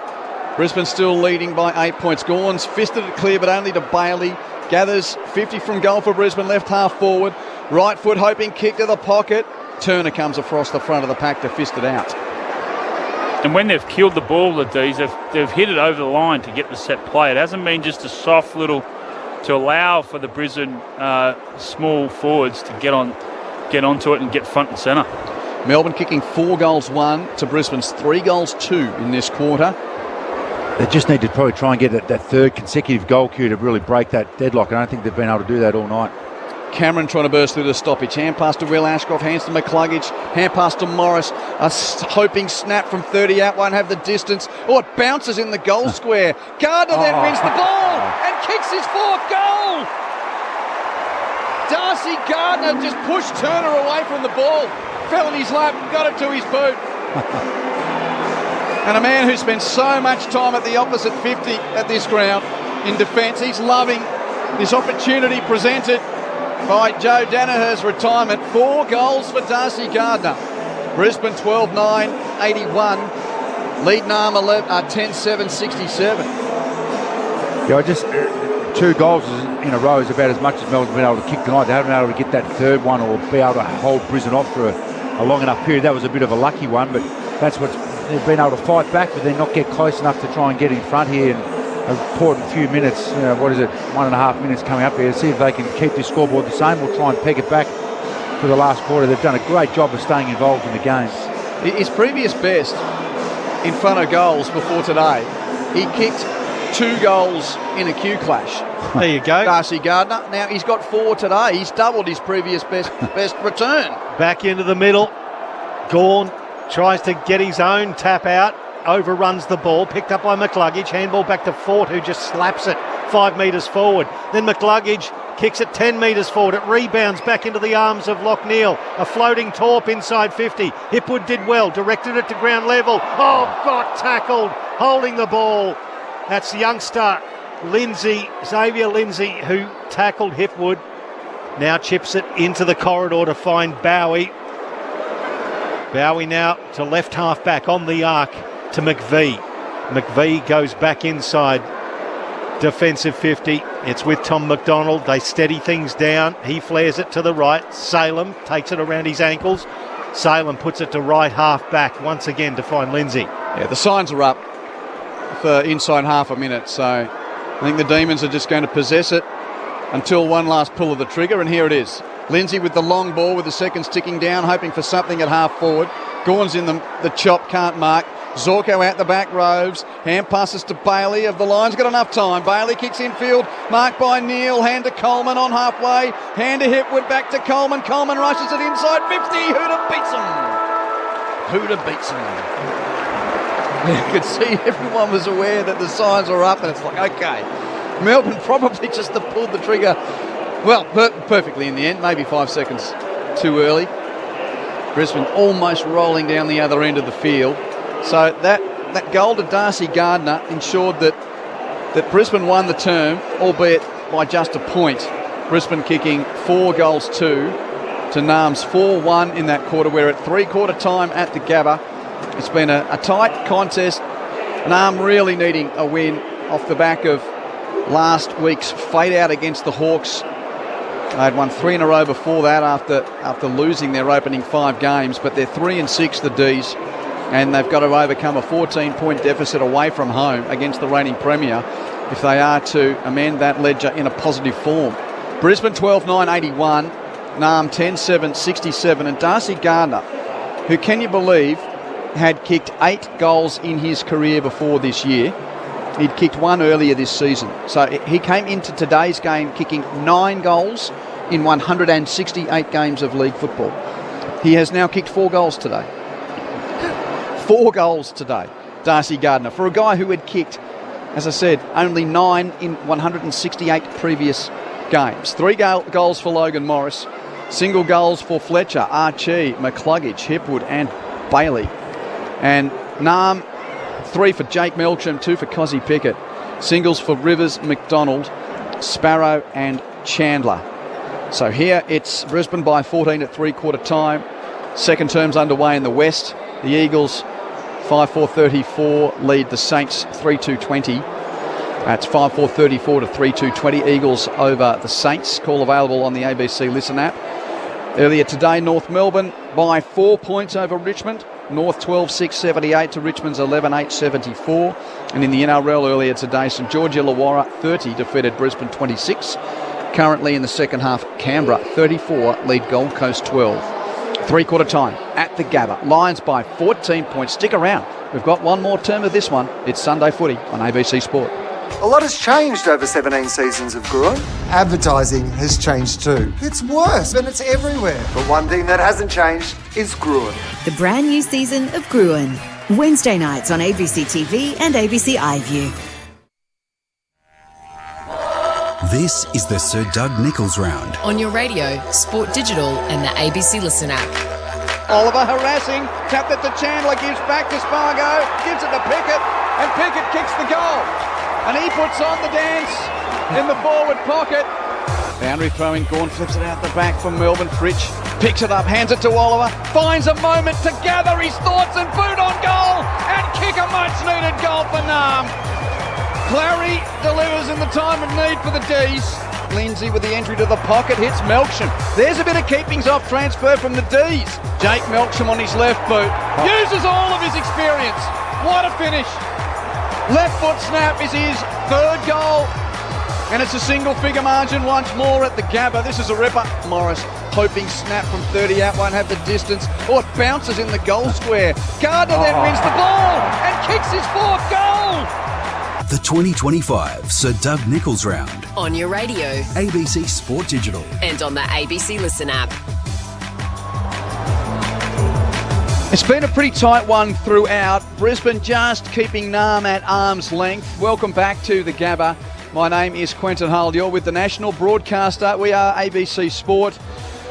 Lions by 17 points at quarter time, by 13 at half time. It's a 14-point lead for the locals at three-quarter time, and just looking at the lead got out to 4 goals early in the second quarter, but it's never been bigger than that. That being said, the Demons, who led by a point in what was the early stages of the game, they've never really been too far out of it, but as Matt Primer said during the last quarter, they've been able to kick 2 in a row to sort of keep it tight, but struggling to get that third goal in a row. And just on that point, having a look, yep, they kicked 2 on the bounce in the first quarter. Brisbane kicked the next 4. Then Melbourne kicked 2 on the bounce. And then the D's, well, they conceded 1 at the start of the third quarter. Melbourne get 2 on the bounce. Then they concede 2. Then they kick another 2. So, Matty Primus, Jeff White, our experts here. Yeah, just the D's just not able to really get a roll on. But 14 points at three-quarter time, anyone's game. Well, if you said to the D's at the start of the game, you'd be 14 points down at three-quarter time, you'd take that, especially playing away. But this is a good challenge for Brisbane. They come off a draw last week against North Melbourne. They're only up by 14 points. Yes, they're the favourites. They're playing at the Gabba. I think more pressure's on Brisbane right now, to be honest. And the D's just got to play their free-flowing game that they were able to get a little bit of scoreboard pressure that third quarter. But, yeah, Brisbane, this is a big quarter for them, I reckon. No, I agree, Whitey. I think Melbourne you can clearly see the plan they've come with. And they're playing it really well. They're dominating a strength of theirs, the stoppage stuff. And I love how they're taking away, even though Brisbane have had quite a few uncontested marks, but it's not the Brisbane uncontested marks that we're used to seeing where they use the full width of the ground. And they're nearly going 1-for-1 handballs to kick, which is way out of extreme of how Brisbane like to play. So they've taken something away from them. Can they get a bit more bang for the buck when they go inside forward 50? That's what is going to decide whether they win or lose this game this quarter. Last quarter's been a problem for Melbourne. They've had 44 goals scored this season against them as opposed to 14. It's not good reading, Pricey. So we'll see how they go with this one. 14 points the lead for Brisbane to start the final term.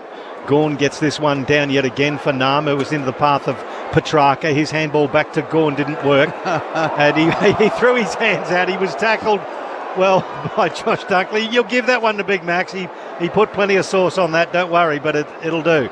So he gets the free kick. Long one, inside 50. Petty threw his hands at the back of the pack. Picked up. Oh, it was a golden chance for Melksham to get his fourth. He missed to the right, one behind. 13 points the margin. Early doors final term, 81 plays 68. The Lions bring it back in very quickly. Fletcher. In the right back pocket, turns it over. Petty intercepts at left half forward for Nam. 60 out, kicks it ease back to full forward. Fritsch from behind. Leicester makes the spoil in front. McCluggage roves, gives back to Leicester. Nice exchange. Leicester hands to Will Ashcroft, gives it to Fort. Rush kick, intercepted. Salem marks in the centre of the ground. Kicks it to Cozzy. Quick release on the pass inside 50. Pickett marks 40 out. That's that pressure from behind. You need that pressure. When you play against the likes of Hawthorn, Collingwood, you need that pressure. That's why they're so good at their forward pressure, because they have those runs, those half forwards that keep you in the game. That forward pressure is really important. Big moment for Keziah Pickett. 2 goals already today. No angle. 40 metres out. Right foot drop punt. Misses left. It's a point. And a 2-goal neat margin here. Lions 12-9. D's 10-9. They should have been both goals. Both goals, last 2 shots. So dodged a couple, did Brisbane. That's an awful kick back in. It bounced off the shin of Oliver, picked up there by Harris Andrews. Handball just short of centre wing, commentary side to McCluggage. He goes back in ball to the middle to Rayner. Rayner chips forward, just forward to the centre circles to Archie. Wheeling around onto his right foot. He kicks it inside 50. Looks for and finds Dunkley. He chips into the pocket to find Logan Morris. He's on a much tighter angle though. He's on the boundary, only about 15 metres from the behind post in the right forward pocket. And then there's a difference right there. You get a slight mishap, bit of a turnover, whooshka.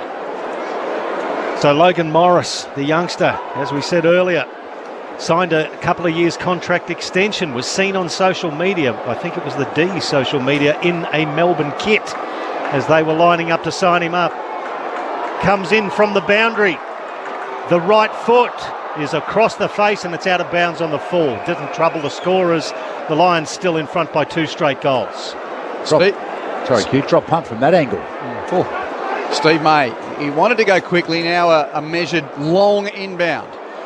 Petty takes the mark. He's had a couple against him. Good juggling mark from Harrison Petty. And he's got Noah Ransworth on the mark as well. To bring back memories of the MCG earlier last year. Well, they had a bit of it was a tough moment for Noah. Sledged him a bit. It's okay. Petty with a kick to half forward, off hands. Brisbane's ball, McCluggage bursts clear of the pack. Oh, he hand passed it to Leicester, who wasn't expecting it. And now Froggy has to play tackler to lock it up. And he does. It fell at the feet of Sparrow. Ball it up. Ball up on the wing. Brisbane 10-9, 81. Narm 10-9, 69. Sunday footy on ABC Sport. McCluggage rows the Fort tap. He's tackled though off the ball. And it spills away and no clearance as Fritsch ensures that Neil can't get clear. Makes the tackle up, calls for another ball up. It's a fair pack of players around this one as the umpire throws it up. Gawn slapped it into the path, though, of Levi Ashcroft. Off a step, Hipwood flies and takes it just forward to centre wing. Wheels onto his trusty left foot, kicks it inside 50, kicks it to space. Charlie Cameron got there, tried to flick it over his head towards Logan Morris. McVie intervened and the ball goes over the boundary line for a throw in the left forward pocket for Brisbane. Yeah, just get his hands on that ball, use it, keep it in his hands, take him on, get pushed over the line. That stuff over the back doesn't win you games. Just thinking the decision making of Charlie just has a touch of panic about it this season. The throw in, left forward pocket, and Gawn will get another free kick. He was grabbed. Well, Darcy Fort's obviously worried about the hit out count because Gawn is all over him. And he's given away another free kick. Across the game, it's 45 hit-outs to Melbourne, 16 to Brisbane. Gawn's kick is dangerous. It's a task of McVie. He decided, I couldn't mark it. I'll give the problem back to Gawn. He's got it. Gave it off to May. It was a free kick anyway. McVie got a push in the back. May plays on. Kicks it to Langford. Marks it left half back for the Demons. Terrible kick. Pickett was the target. They had two against him. Leicester marks. Plays on. Kicks to Wilmot. Kicks inside 50. Morris takes the grab. Logan Morris marks for Brisbane, 45 metres out. Well, that's a kick from 50. Sorry, Q. That just kills you, that kick, Langford. He just kicked it straight to Brisbane, just straight to him. A drop punt straight to the opposition when you're trying to rebound the ball. Well, and I think there was two around Cozzy as well. He missed the target. So now Logan Morris looking to equal his career best haul in front of goal. He did kick 4 earlier in the season. He's got 3 goals. This is a tester, 52 metres out, right half forward. Won't have the distance. Steve May's on the line to try and fist it through, and with the help of Salem, they do that. Force a rush behind Brisbane. 13 points to the good, and we're 6 minutes into the final quarter. 2 behinds to 1 to start this final term in favour of Narm. Ball in the hands of Christian Salem. 13 points the margin, as I say. Now Salem saunters out of the goal square, kicks it in the Gawn direction, why wouldn't you? Off hands, it comes to ground level. Narm still got the chance. It's towed forward and then slapped forward, cut off by Kadeem Coleman now. The handball over the top to Answorth, forward to centre wing, out of side. His kick was cut off nicely by Tom McDonald, who jumped in front of Archie to cut it off. Now he goes back down the line. Oh, it turns it over. It went beyond centre wing, but Harris Andrews was waiting there with open arms and takes the mark. Andrews with the short putt in field. Just got it over a Demon to get it on to Fletcher. Fletcher's hand pass to Will Ashcroft. Dumped by Pickett as he gets rid of his kick on 50. Play on. High ball to the pocket. Out the back. Tom McDonald rows. He's tackled by Archie. Took him on, did he? No Pryor. Ball up. Just a bit of composure, both teams. They both wanted to play a bit too quick, just own the ball and take a bit of heat out of the game. Yep. A little 1-2 there with Neil and Will Ashcroft. It wasn't a great entry. From the stoppage in the pocket, Neil wins boundary side, drops it cold under the tackle of Langdon. What does the ump say? Ball it in, went over the boundary line. Used to be a free kick for dropping the football, wasn't there, Michael? Incorrect disposal, I think they used to call it, Q. They used to, yeah. Throw in, right forward pocket. The umpire's under pressure as well as the players tonight. Gawn slaps it. It's taken there by Dunkley, then he lets it loose. Petrarca picks it up. Long bomb down the outer side. It bounces freely. Wilmot for Brisbane. Gathers handball over to Harris Andrews. His handball to Payne was good. He just couldn't tackle it, pick it up, the big fella. He's tackled into the ground. He's stuck over the top of it, holding the agate. Why wouldn't you? If it was an egg, he would have hatched it. Harrison Petty wheeled around onto his right foot, kicks it into the pocket. Cozzy Pickett flies. Spoiled there by Levi Ashcroft. It was actually out of bounds on the full in the end. That was very close to the fence. Ashcroft takes the mark into a free kick and puts it back into the goal square. Charlie Cameron's gone to fullback to get a kick. He's in the goal square, looking around, thinking, who's I going to kick it to? What am I doing down here? Yeah, Levi Ashcroft runs hard to present Mark, hands it back to Cameron. Cameron with a chip pass to Coleman. Coleman marks, defensive 50, left half back. Kitty Coleman on return from an ACL in the opening round last year. Played a couple of games in the VFL. It's a bit of a loose left foot kick. Slewed off the side of the boot, 2-on-1 against Dunkley. Rove by Salem of Melbourne. Kicks to Bowie. Bowie marks, a forward entry's good. Slices the pass to Melksham, who's had a good day. Jake Melksham marks, 45 degrees to the right, 45 metres out. Big kick. 13 points is the lead to the Lions. Early stages, final term. Jake Melksham's already kicked 3 goals. And this will just get the locals a little nervy if he can kick this, Jake Melksham. They're on his back. Tough kick for the veteran forward. Beautiful strike on the right boot. What a finish. And we might be in for a big finish here. 4 goals for Jake Melksham. Brisbane lead Narm by 7 points. 9 minutes into the final term. He's just given Harris Andrews a little bit of a shove there on the mark. He's played exceptionally well tonight on it. Harris Andrews played very, very well. And the boo is for the announcement that kick to kick has been cancelled. Yeah, I can hear my boys being really upset about that too. Too wet. Brought the footy for that. Pumped it up. Hasn't rained for 2 days. Now it's going to go flood again. You're right, Whitey. He's done a great job of nullifying his influence in the air and making him compete everywhere. And then, what's he kick for the kick 4? Kick 4. That's just an outstanding game. When was the last time Harris Andrews only had 1 intercept mark for a game? And had 4 job. kicked on him. Yeah, well, great job. No, I don't think Harris liked that either. He tried to slap the water bottle out of Melksham's hands as the trainer gave it to him as well. A little bit of byplay off the ball. Back into the middle. Gawn gets it forward again. And it's extracted by Rivers. He kicks it long, inside 50. Another chance for the D's. This time Andrews presents, fists it 20 metres forward. It goes outside the arc. Coleman picks it up. The left foot goes out wide.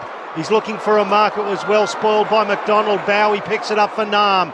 Lowers his eyes. Oh, Wilmot flew, but it was an unrealistic attempt. Yep. And it's going to be a Narm free kick. It's going to go to Sparrow. He plays on, wheels around onto his right foot, kicks it inside 50. Melksham, Fritsch at the back. Fritsch runs in, kicks a goal. 1 point the difference. The Lions 12-10, 82. Narm 12-9, 81. 11 gone. Final quarter. Game on at the Gabba. Yeah, Melksham again. Outstanding body work on Harris Andrews to let the ball go over the back there, not let him mark the ball. But it's also ability to win at the source. There's a contest on the wing there. Turner coming up, punches it down, but not only punches it and spoils it, but separates the pack. So then the ball's in dispute. Bowie picks it up and away they go. So it's to close that gap, not allow that. Kitty Coleman, you know how good he is at that left foot coming off the half back line, but just the ability to get up on their man and squash it up, and it was just fantastic defensive effort there from Turner. That's Jeff White along with Matt Primus, your experts on Sunday footy on ABC Sport. 1 point the margin in favour of Brisbane. 12 minutes played. Final term. Can they get that 3rd goal in a row, Q? You're reading my mind. I was thinking about you there. Johnson with the tap down in the middle. There's no clearance. Yep, the D's have been able to put on a couple of spurts of back-to-back goals. Haven't been able to kick 3 in a row from the stoppage. Rayner taps to the advantage of Archie. Tries to kick it out of the air. Hacks it to half forward for Brisbane. Looking there for Lohman. He picks up under pressure, Lohman. Hand pass fumbled by Will Ashcroft, but he kicks it off the ground inside 50, only to Langdon of Melbourne. Hand passes to Turner. Turner's kick clears defence, and Fritsch marks it right half back. That's a big contest, that. The injected sub, Bailey Fritsch, takes a good grab just forward of right half back for the D's. He chips it forward, the commentary wing, just inside the boundary line to find Lindsay. Lindsay centres the ball. Langdon, barely the required distance. He gets clobbered by Froggy Lester, but takes the mark. Now he goes further inboard onto the logo, just beside the centre square. Rivers, nobody standing the mark. Floats a mongrel inside 50, well contested by Petty. It was taken by Wilmot, tackled off it, gathered by Pickett. Trouble, he has a snap, and he puts it left. 1 behind, scores are level. 82 apiece, 13 gone, final term, ABC Sport. What a game this one is. 12-10, 82 apiece. Reigning premiers had to share the spoils last week. Their season is in good shape regardless. The D's, though, they need something. They're 3 wins, 6 losses. Nam would love a win here as the Lions are very conservative from the kick-in. A couple of chips. Levi Ashcroft has it still in the back pocket. Now he's going to switch it to the other side. Long kick. Answorth. Oh, he's outmarked by Petty. Harrison Petty. Outmarking Noah Answorth. The two at the focal point of an unsavoury moment earlier in the previous season. Noah's not saying anything now. Harrison Petty has the chance to put Nam in front. That's that defensive mindset they've had. They've just, Brisbane deep in their back 50 haven't been able to slingshot and go forward. D's haven't seen the lead since the early phases of the game. Slight angle left. Petty's 40 metres out. Kicks with his right boot.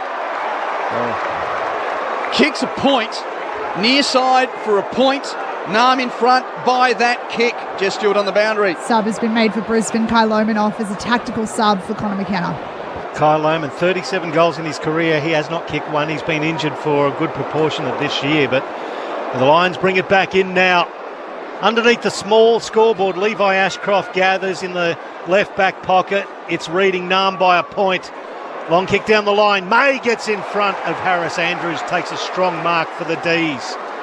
He'll wheel around onto his left. He kicks it to a dangerous spot. D's with numbers at the back of the pack. It hits Harrison Petty. Off the deck, Johnson.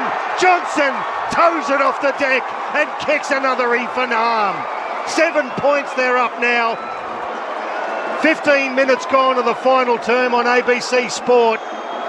It is Nam, 13-11-89 to the Lions, 12-10-82. The leader's standing up. May, what a mark.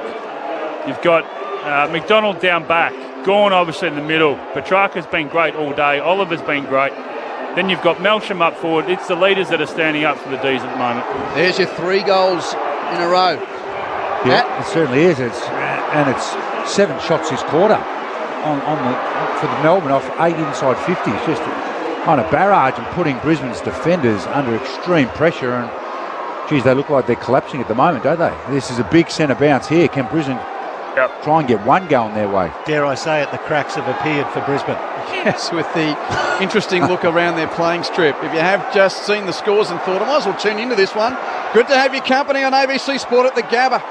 D's charging to the lead in this final term. Big centre stoppage. It's Neal with the clearance for the Lions. Deep entry. McVie goes back. Third man in. Great grab, Judd McVie.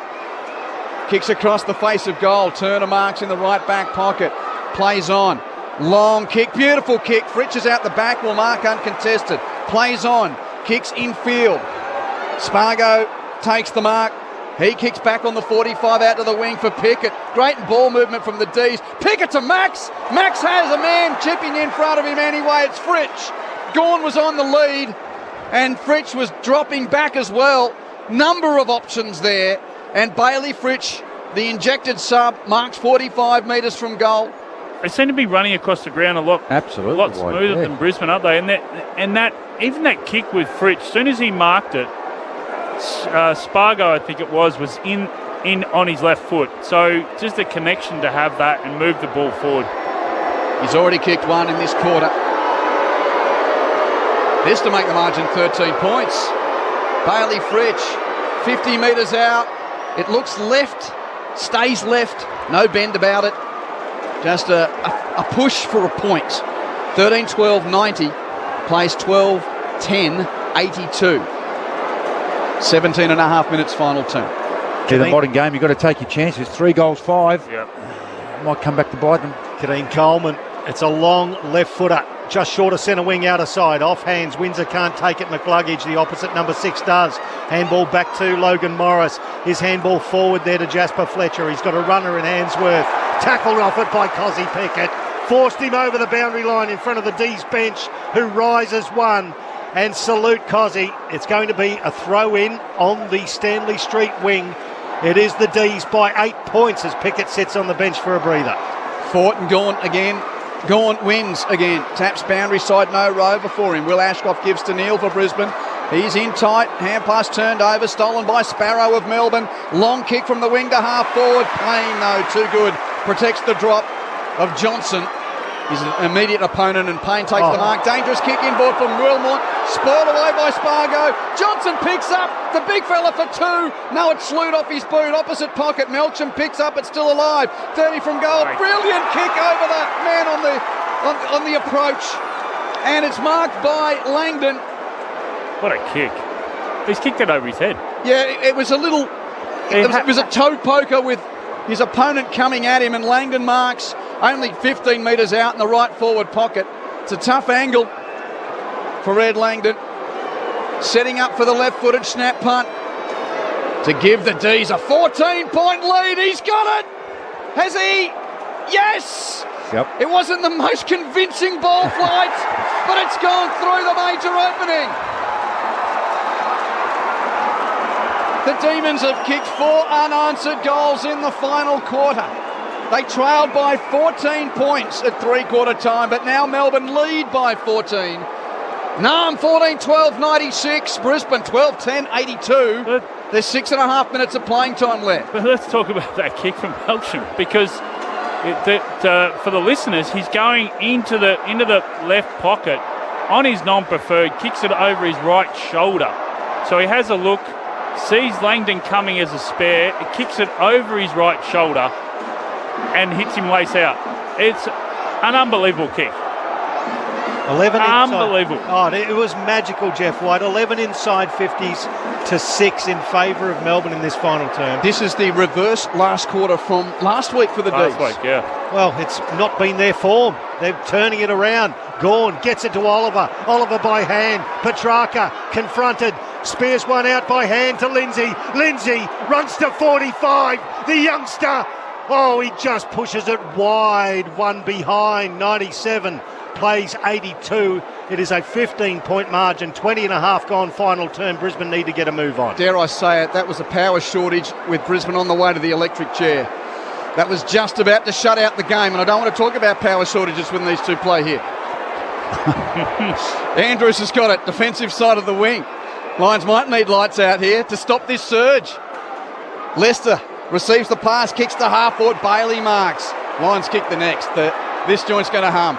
Bailey plays on, 60 out, deep entry into attack for the Lions. Hipwood in the pack, flew, couldn't mark. Cameron kicks it off the ground to the advantage of McKenna. McKenna's in the pocket. McKenna kicks a goal.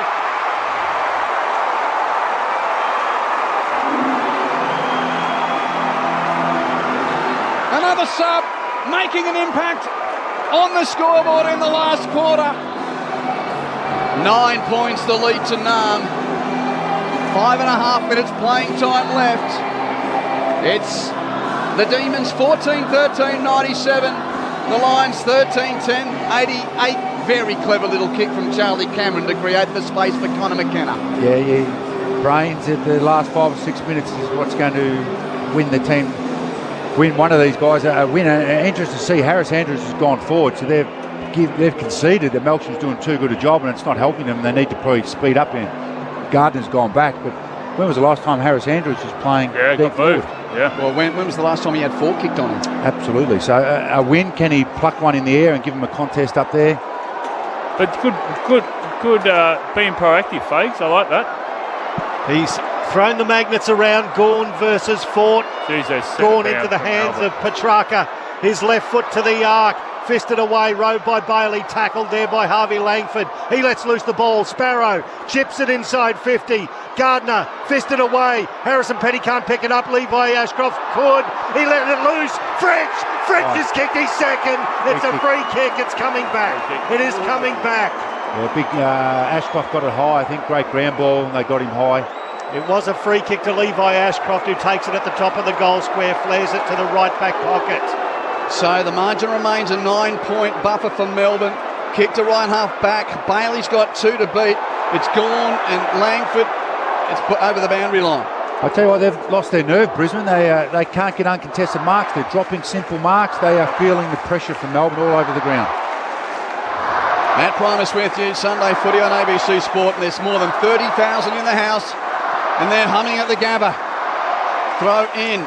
off the knuckles of the ruckman. Spargo traps it, gives to Petrarca. Petrarca's kick for Pickett's ball away from him. Sparrow's locked up on attacking 50. Ball it up. It's been hard in the clinches too, hasn't it? And the D's have been able to lock the ball in, haven't they? They just haven't. Ball protection. Tough game of footy. Umpire throws it up on the arc. Gawn. His tap out was intercepted by Hugh McCluggage. Tapped it forward. Bailey slapped it into the path of Dunkley. His indiscriminate handball to the wing was cut off by Bowie. Bowie handball back to Turner. Turner now to Salem. Still on the logo. His left foot to half forward. It's cut off by Dane Zorko, the veteran for Brisbane. Aggressive kick into the middle. It's going to be a tough one. Lindsay versus Rayner. Lindsay stood there hard. Cop one high. What an effort by both players. Wow. Good contest as Lindsay extracts himself from the Gabba turf. He's going to get a free kick for high contact. Rayner just cupped him underneath the chin there. He's forward of the centre circles. It's the D's by 9 points. Lindsay's okay now. Left boot out of the bullseye. Kicks the Demons into attack. Oh, good mark though. Dunkley getting back into the hole. Fritsch was the leading target, but Dunkley takes the grab in the right back pocket for Brisbane. Off a step, bangs a kick towards the wing. Gone in the contest in the time of need for the D's again. In a 2-on-2 to the max, he takes the mark. His kick's not great to the right half forward flank though. Off the hands of Rivers, it's out of play. Once again, another long down the line. It's been outstanding by Melbourne to take away that from Brisbane, and especially halfway through the second quarter, where they obviously identified that as a weakness for them. They've suffocated lines. Narm by 9 points. Gawn double hands it forward. Sparrow cut off there by Wilmot. He's tackled by Spargo, and the ball goes over the boundary line. Inside attacking 50 for the D's, 40 away. There will be a throw in. 25 minutes gone here in the final term. Narm have just swamped the Brisbane Lions in this final term. There's time for 2 Brisbane goals, but I don't think there's time for 3 goals in the game. If the D's kick one here, that'll just about seal it. Gabba faithful try and get behind the lines. Throw in. McCluggage at the coalface. Great hard ball win. Hands to Neal. Hands to Dunkley from left half back. Right half back to the wing. Kicks marked by May of the Demons. Well, that's their pressure from behind again, Q, forcing Brisbane to kick it long. And that's how they've set up. Melbourne's played in their hands. May's called to play on. Long left foot kick. Back to a pack and half forward. Gone! Again! 2 grabber, 60 from goal at left half forward. Oh, he is just a delight to watch. And all they need to do is just play skinny, kick it to the boundary line, have repeat stoppages, just kill the clock. He kicks it inside 50 to a huge pack. Petty flew. There's a push out. It's going to be a free kick. It'll go to Brisbane in the right back pocket. It'll go to Darcy Gardner. Need to make something up here. Switch or get something going. Difficult to switch. They've got it set up nicely, Melbourne, to cut off that switch as he goes long down the line, does Darcy Gardner. Gone again! Gone again! In front of Darcy Fort. He walks backwards. He knows that every time he's taking these marks, he's making it harder for Brisbane and easier for Narm. He floats this one out towards the boundary line, just beyond centre wing, short of left half forward, to find Christian Salem. He's taking his time. He's standing on the boundary line. A bit over 2 minutes left. Salem with a long kick. Narm lead by 9 points. Into the pocket. Fisted by Gardner out of play. Boundary throw in. It was Brisbane by 17 points at quarter time, 13 at half time, 14 at 3/4 time. D's have kicked 4 goals to 1 in this last quarter. And with only 2 minutes on the clock, it's a kick and a half the lead to the Demons. Melbourne in attack. Gone, clean possession, gives to Pickett. Hand pass to Langford. Right. Free kick to Cozzy. Cozzy. Free kick to Pickett. He got taken high. And won't he love this moment? In the rounds of football dedicated to the Indigenous players, he's got a chance to kick the sealer for Narm at the Gabba. And this is a really good setup here, Q, because what Gawn has been doing is hitting it forward. So, played on. Doesn't go for goal. Smart. He tips it instead to Petrarca. To chew up the time. Sorry, Q. Sorry to interrupt Petrarca's on a tougher angle, about 35 out. So what Gawn did there was got Ford out of the way and grabbed it and hand passed to Cozzy wrapping around on his right foot. So that was a really smart set play and stop play inside forward 50. Well, there's only 90 seconds left now, and Christian Petrarca is ensuring the 30 that he is allowed, he is taking. Man on the mark is 40 metres out after being steamrolled by the Hawks in the last term last week. This is the best response. Travel to the reigning premiers interstate and overrun him. Petrarca on his right boot. It's across the face. It's a point. Narm by 10 points. 62 seconds left. Just don't kick it to Max Gawn. It's a long kick, and guess who?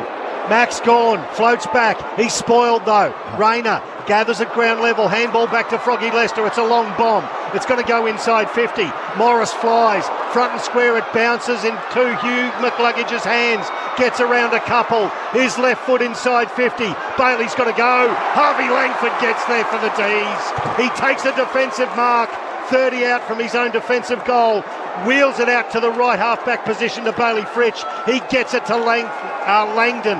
Langdon just short of centre wing, and he'll slow things down for Narm. I think you can breathe now, D's fans. There's 20 seconds left in the game.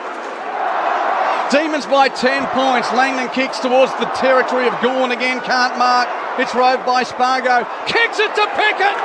Marks it 30 out. Take your time, Cozzy, and have a kick after the siren.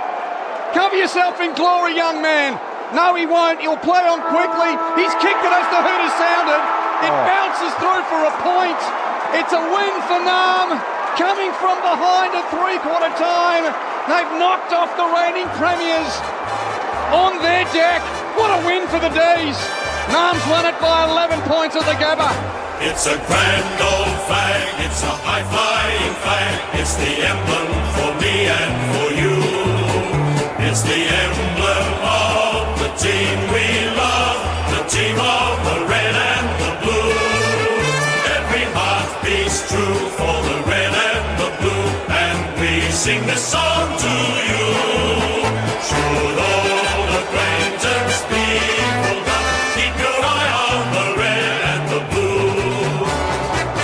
12 scoring shots to 2 in the last quarter. They took them in little chunks though. The D's 4 goals 8 to 1-1 in the final term. Narm 14-15, 99. Brisbane 13-10, 88. What a come from behind victory to keep their season flickering. They've now won 4 of their last 5 games, the Demons. They're 4-6, but boy, what a booster in the north for the D's.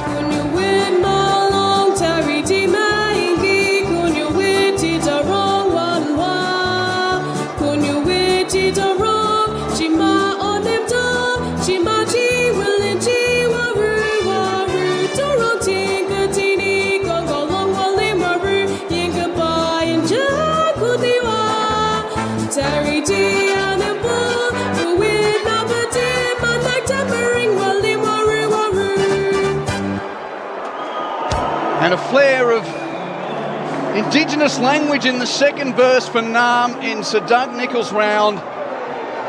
Boy, that's a story. How did they do that, Jeff White and Matt Primus? Narm 14-15, 99, Brisbane 13-10, 88. Goal kickers first. Melksham with 4.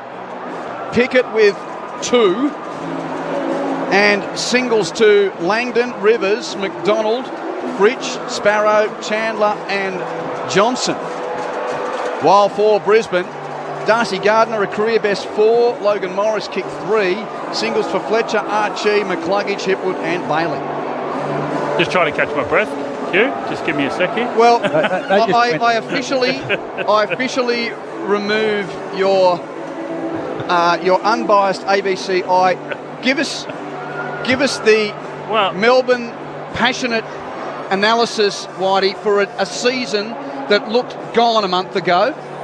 Yeah, well, look, I think those three wins, albeit the opposition they had, was really a bit of a confidence builder for them. But the way they played against Hawthorn last week gave them a little bit of injection of, hey, we can compete against the top 4. That centre bounce clearance work tonight was outstanding.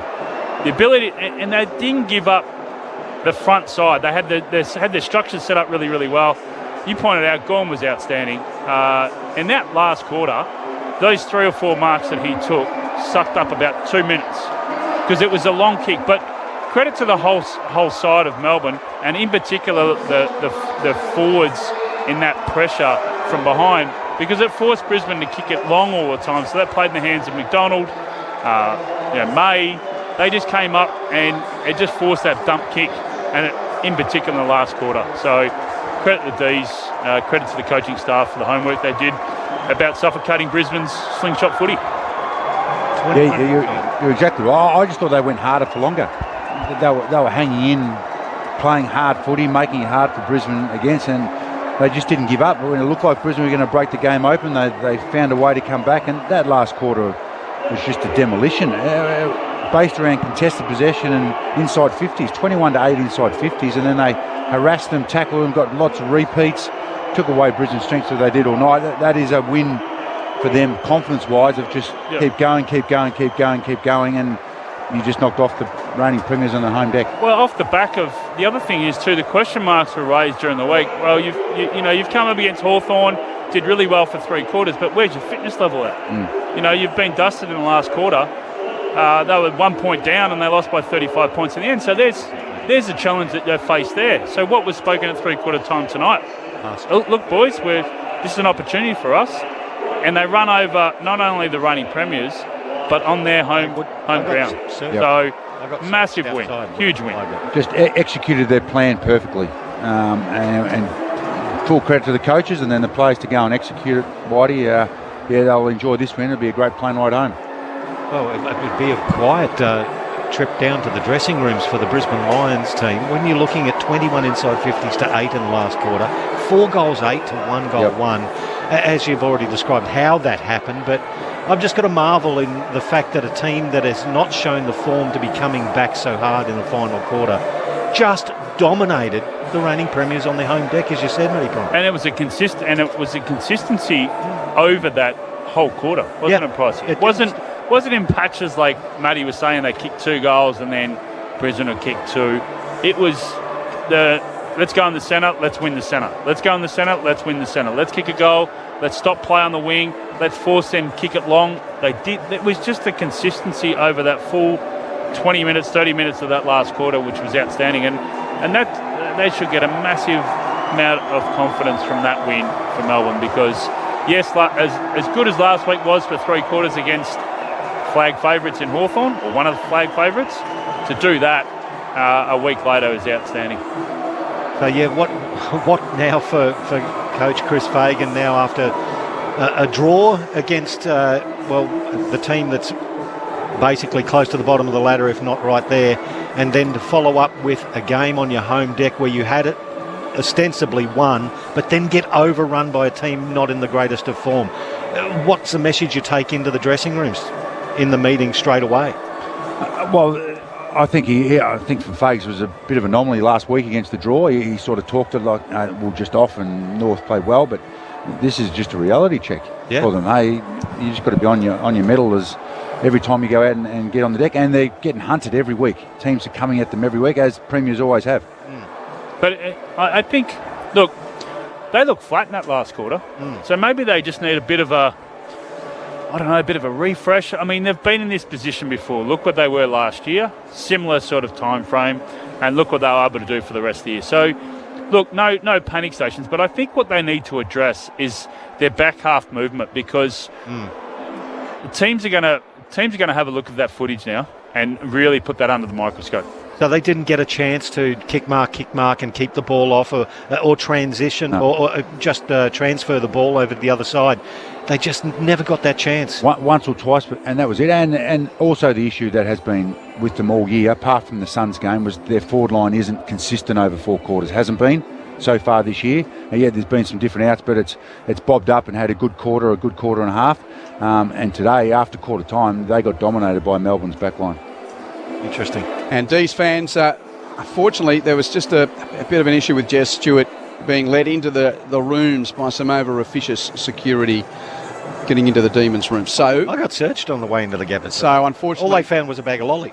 We would have loved to bring you the song from the rooms, but Whitey can sing it. They wouldn't. Yeah, they wouldn't let Jess in. Perhaps I could ring someone and we can do. Perhaps the security guards at the visiting team's race is not used to the media coming in to celebrate winning. Could be visiting teams, because that's what it doesn't happen here very often. But Naam's done it today, so our apologies, and of no fault of our own Jess, who was there and ready to go, but has been told by the security that she couldn't get in. So they look pretty happy. We'll put it that way, the D's, and well may they.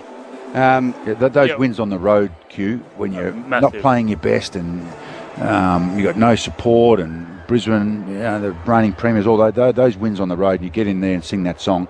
And there may be a bit of Melbourne have said, hey, we want to do this just with ourselves and that's it, and celebrate, but they can do wonders. And now they're one game out of the 8, so hopefully this gives them a bit of a kick along. Yeah, no, and just to reiterate, I don't think this has got anything to do with the Naam Football Club. It's just more to do with Gabba security and a miscommunication, which can happen. Everyone's just trying to do their job, but look, we'll do our best to go back and let you hear the song, D's fans, because it was a really important win by 11 points, and as I said, 12 scoring shots to 2 in the last quarter. 4 goals, 8. They murdered them in the last quarter. 4 goals, 8 to 1-1. They should have won by more.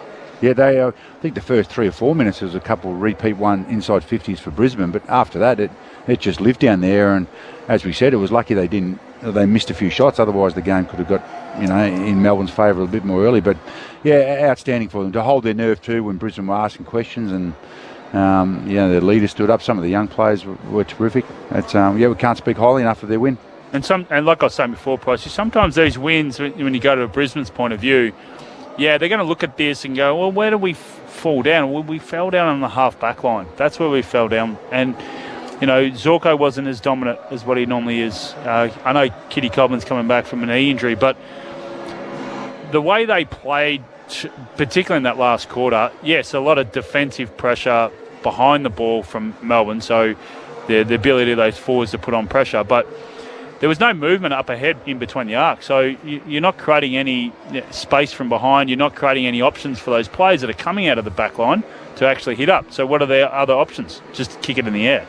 And so it was a really good defensive setup from Melbourne to force them to do that. But how that comes about is when the ball's going in the forward line for Melbourne, you've got to have that switch, go to defence. You've got to go attack to defence really quick. And that's what they were able to do, and they were just brilliant in that final quarter. And there's Fritter riding a few laps. So Bailey Fritsch is actually running some laps because he only got on as a substitute late in the game, and that's unfortunately what you've got to do, is you've got to get those runs in your legs. But we've sung the praises of Max Gawn, and as you should, because what a dominant performance in the ruck. But how about Christian Petrarca back to his absolute best of form? 31 possessions, 7 centre bounce clearances, 9 clearances overall, 12 contested. He had 8 score involvements and 369 metres gained. He was everywhere tonight. I thought he really held up that midfield with Clary Oliver.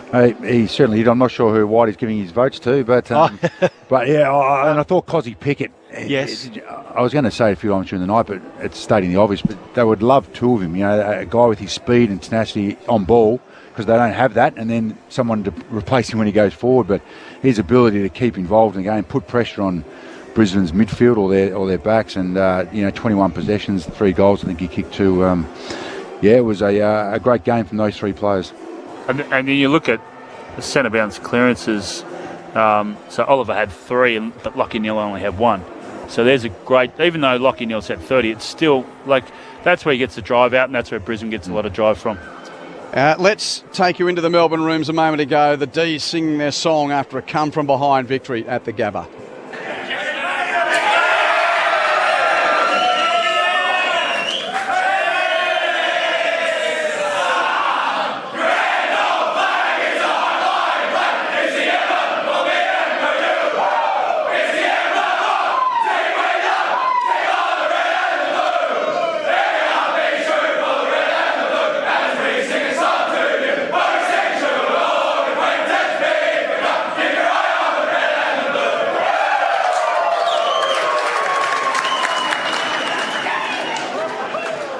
Happy team. That's that Hawthorne's song. But I mean, they were a very happy bunch, weren't they, Whitey? They sung that pretty hard, that's for sure.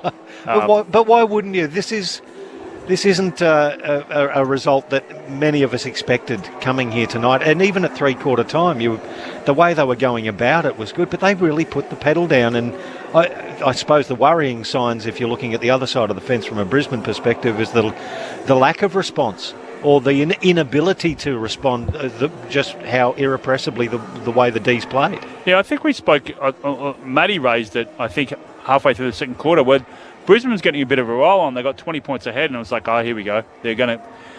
Maybe a little bit of complacency. I don't know. Sometimes you sort of, oh, yeah, it's going to flow our way. We're playing at home. We're only playing Melbourne. This will just happen. So all of a sudden, and Matty's been in those sides before, where you feel that, everyone sort of senses it's just going to happen.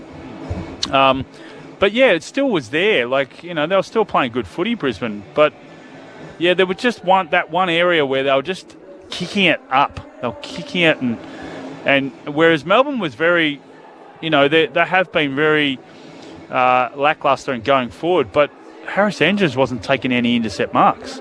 So that just showed that their forward structure was set up, but they're kicking off the line and they're giving their forwards a bit of some options. Jeff White and Matt Primus breaking it down for you if you've just tuned in. Quentin Hull and Michael Price with you here as well at the Gabba. There were 30,473 in the house. Demons winning it by 11 points to take their season record to 4 wins, 6 losses. So the Lions have now got 7 wins, a draw and 2 losses. Brisbane play Hawthorn at the MCG next week, whereas Nam play Sydney at the G. Earlier today, North Melbourne defeated Richmond by 4 points. Kangaroos 12-6-78 to Richmond's 11-8-74. And Woolwich Marrawah, West Coast, they're having a good day so far against Europe, the Saints. It's the Eagles. No, just watching a replay kick it. 9-7-55, almost another one there. 9-7-55 to the Saints, 4-4-28. That game's early stages, third quarter. And a call is available on the ABC Listen app. Look for the AFL button. So the Eagles doing well early in that game. Of course, plenty of heavy hearts around that footy club following the devastating news of the death of Adam Selwood yesterday. So in the National Rugby League, by the way, earlier today, 2 games completed. St George Illawarra defeated Brisbane 30 points to 26, and Canberra has beaten Gold Coast 40-24. There is a third game underway, and that's between the Wests Tigers and South Sydney. No score as yet between the Tigers and the Bunnies. So does this say more about Brisbane having an off day, or the Demons finally getting things to work?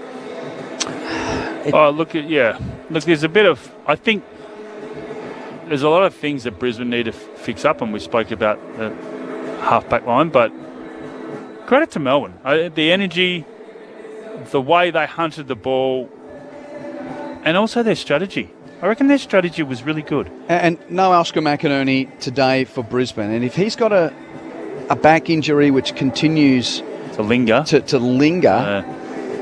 look, Darcy Fort's a premiership ruckman. He played his bit on grand final day in a 10-goal grand final win. But that being said, Max Gawn can tail up the best of them. And what an ace he is, Max Gawn, in the pack. He was fantastic today, and just we've got 2 great ruckmen here. You know what it's like. There's a lot of conversation about the value of the big men, Matt and Jeff. But when you've got an alpha doing his thing, I mean, you don't come to the Premier's patch and win without, big class players stepping up and the physical imposition that Max Gawn is. What a performance it was. Just a pleasure to watch that. I just always, you see games where I was lucky enough to call the Chris Judd game here when he was a kid playing for West Coast. And then I called Juddy playing in a final. Jonathan Brown taking games by the scruff of the neck. Here, I'll remember this day as, again, it was Max Gawn just taking them by the scruff of the neck. 46 hit-outs, 8 clearances by himself, 22 possessions. That's as comprehensive a performance from a ruckman I've seen. And he's had 7 marks, but I reckon the last 3 or 4 right at the end were contested. Yeah, absolutely. And the ability to stand down the line. I mean, I know Matty will. If we're watching TV, we're watching a game. We know exactly where the ruck should be. Yeah. Right. And in the moment right near there, you go, right, that's where your ruck's got to be, down the line. If they're held up and they can't play fast, and they go back off the mark and they're looking down the line, you've got to be there. And that's 101, Max Gawn tonight. But then you've got to wrestle someone. Then you've got to wrestle 3 others that are trying to jump on you. So not only is he taking the marks, but he's got protection behind him. This is the bit that a lot of people don't see. They see Max Gawn take it. But what's Stephen May doing behind? What's Turner doing behind? Because then you have the Hipwoods and you have, the Cam Rayners jumping into the pack to have the protection. But the body of work of those backmen behind Max Gawn allows him to have those contests. And that's really good. That's smart play too. That's protecting your ruck, but protecting your players. Well, before you vote, let's give the run of the stats. For the Demons, Petrarca led the disposal count with 31. Langdon 25, Rivers 24, Oliver 23, and Bowie and Gawn 22. Clayton Oliver had a big role today too. Just 23 possessions, playing a bit of a negating role on Lachie Neale. I think the D's have found something there with how to get Clayton Oliver's mojo back a bit. But then spread, get the ball. That's a Cameron Ling effort, isn't it? And I think it takes away from letting the opposition try and hurt Clayton. Let Clayton have it inside and then expose him on the outside. Well, put him on the best inside guy, and then that negates anyone trying to kill Clayton on the outside. And it's working pretty well. Or it's worked well from the last 2 weeks. Well, and whether it's justified or otherwise, but there's been a fair bit of narrative knocking Simon Goodwin over the last 18 months, 24 months. If he's been able to unlock Clayton Oliver by redefining his role, Jeff, I don't think he's going to get much support, Simon Goodwin, in the Melbourne media. It seems like he's a guy that sitting duck. They just whack him. But boy, it's worth saying if he's been able to find a way for Clayton Oliver, that says something about him. Well, Clayton, we know he can win the ball. So even if he's tagging, he's still going to, because his instinct is still to try and go and win it. So you can have him around there in his big body, and it suits it to a T. It's the ability, as you mentioned, Q, to have that discussion with Clayton. And I think Goody said a couple of weeks ago, he came to me and said, I want the job on Newcombe. So for him to put the ego aside a bit and okay, yep, I was the dominant midfielder and I'm still a very good one, but hey, I'll go play on the best guy. He'll lead me to the ball, and when he does, I'll beat him to it. It's a credit to both of them to be able to have that conversation and for 2 weeks be able to get it done. And it speaks volume of the leadership. You look at Touk Miller.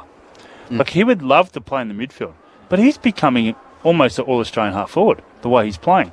Because he's gone, yep, that's the role I need to play. I'm going to play to the best of my ability. And that shows leadership. And that's exactly what Clayton Oliver's done the last 2 weeks. Will Ashcroft had 30 for Brisbane. Lachie Neale had 30 as well. 28 for McCluggage, 28 for Dunkley, 27 for Zorko, and 27 for Bailey. So across the board, Brisbane had 13 more disposals. The clearances won by the Ds +5. At centre bounce won by the Ds +7. The inside 50 in the end. Melbourne 58, Brisbane 53. The hit-outs 53-17. Yep, 53-17 in the hit-outs. And here's where, there's damn lies and statistics. We can tell you from being at the game. There's also the stat of hit out to advantage. Forget that. It's like, who's controlling the nucleus of possession? You can't put a statistical nuance to that. And you guys know it. Matt, you're a senior coach for Southport. You can look at all the numbers, but then you can watch the game and think, we controlled the restarts by either Max finding a rover or punching it clear. Yep. And then you're exactly right. They're able to do that, and then it might not have gone to a direct to advantage by Melbourne getting that, but they were the ones that were controlling the restarts. That's what I said at the start of the game. They had to dominate that and then get territory out of that, and they were able to do that all game. And I don't think they scored. In the last quarter they probably did, but they didn't score a huge amount of it. But it set them up. And their centre bounce is where Max is. That's when you can't put extras up and stop teams. That's when it's a one-on-one, you hit it everywhere. And that's where they got their dominance on. And then got territory out of that. And then for most of the game, they're able to not score off it, but lock the ball in there. And the last quarter, they took full advantage of that. So, as I said a few times, it was a great coaching effort by Simon Goodwin, and then the players to be able to execute it over 4 quarters, terrific. Yeah, and we saw it. Well, it happened in the last quarter, but Gawn get to a stop play, hits it forward, but not only just hitting it forward, getting it out of that inner circle where you're waiting for the little drop, little tap to the feet. He was getting it out, and then Cozzy was lashing onto it and had these runners going, and then they set that up inside the forward 50, and then Max Gawn decides to grab it and give it to Cozzy. Cozzy gets a free kick. So having the ability to then hit it out of the circle, but also change it up, and Brisbane just didn't have any answers for it. And then the Melksham, and full credit to the two tools, Petty and Johnson. Not huge amounts of possessions, but just how many times were Brisbane's tall backs intercepting the ball? They just didn't do that. So that those guys were able to, hey, it's not about having 15 touches and kicking 4 goals. That might come on the end of it, but they did a great role along with the Melksham stuff too. Who got your votes? Jeff's looking at me, so yes, well, I want to give 3 to Gawn. If Max Gawn does not get 3 votes today, when Matt Primus and Jeff White are the experts, he ain't ever getting 3 votes. Yeah, and he should be getting 3 Brownlows. I'm glad that the union card has been put on the table. Stamped. Bruckman best on today. Gawn 3 votes. Yep. I gave Gawn 2 and Gawn 1. I gave Melksham 2 votes. Great role on Harris Andrews, and then also hit the scoreboard really well. And I tossed and turned, but I thought Cozzy Pickett, when they were under the pump and Brisbane had a bit of the ball, his ability to pressure as a midfielder, because Melbourne don't have that with Petraka and Oliver, they don't have the leg speed to get outside them.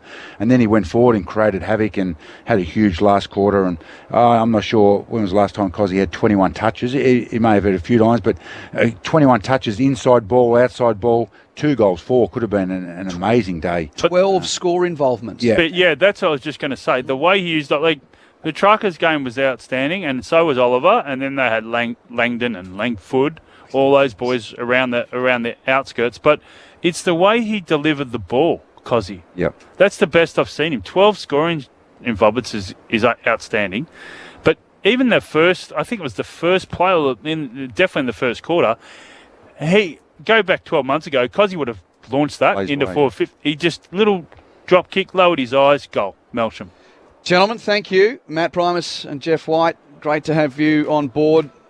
Michael Price, thank you for your company. Thanks to Peter Scott on the faders, to Jess Stewart out on the boundary, and to Aaron Bryans back in the studio. A reminder, get on the Listen app if you want to hear the continuation of the footy over in the West. Getting close to 3/4 time there. It's the Eagles ahead of the Saints, 9-10-64 to 5-5-35.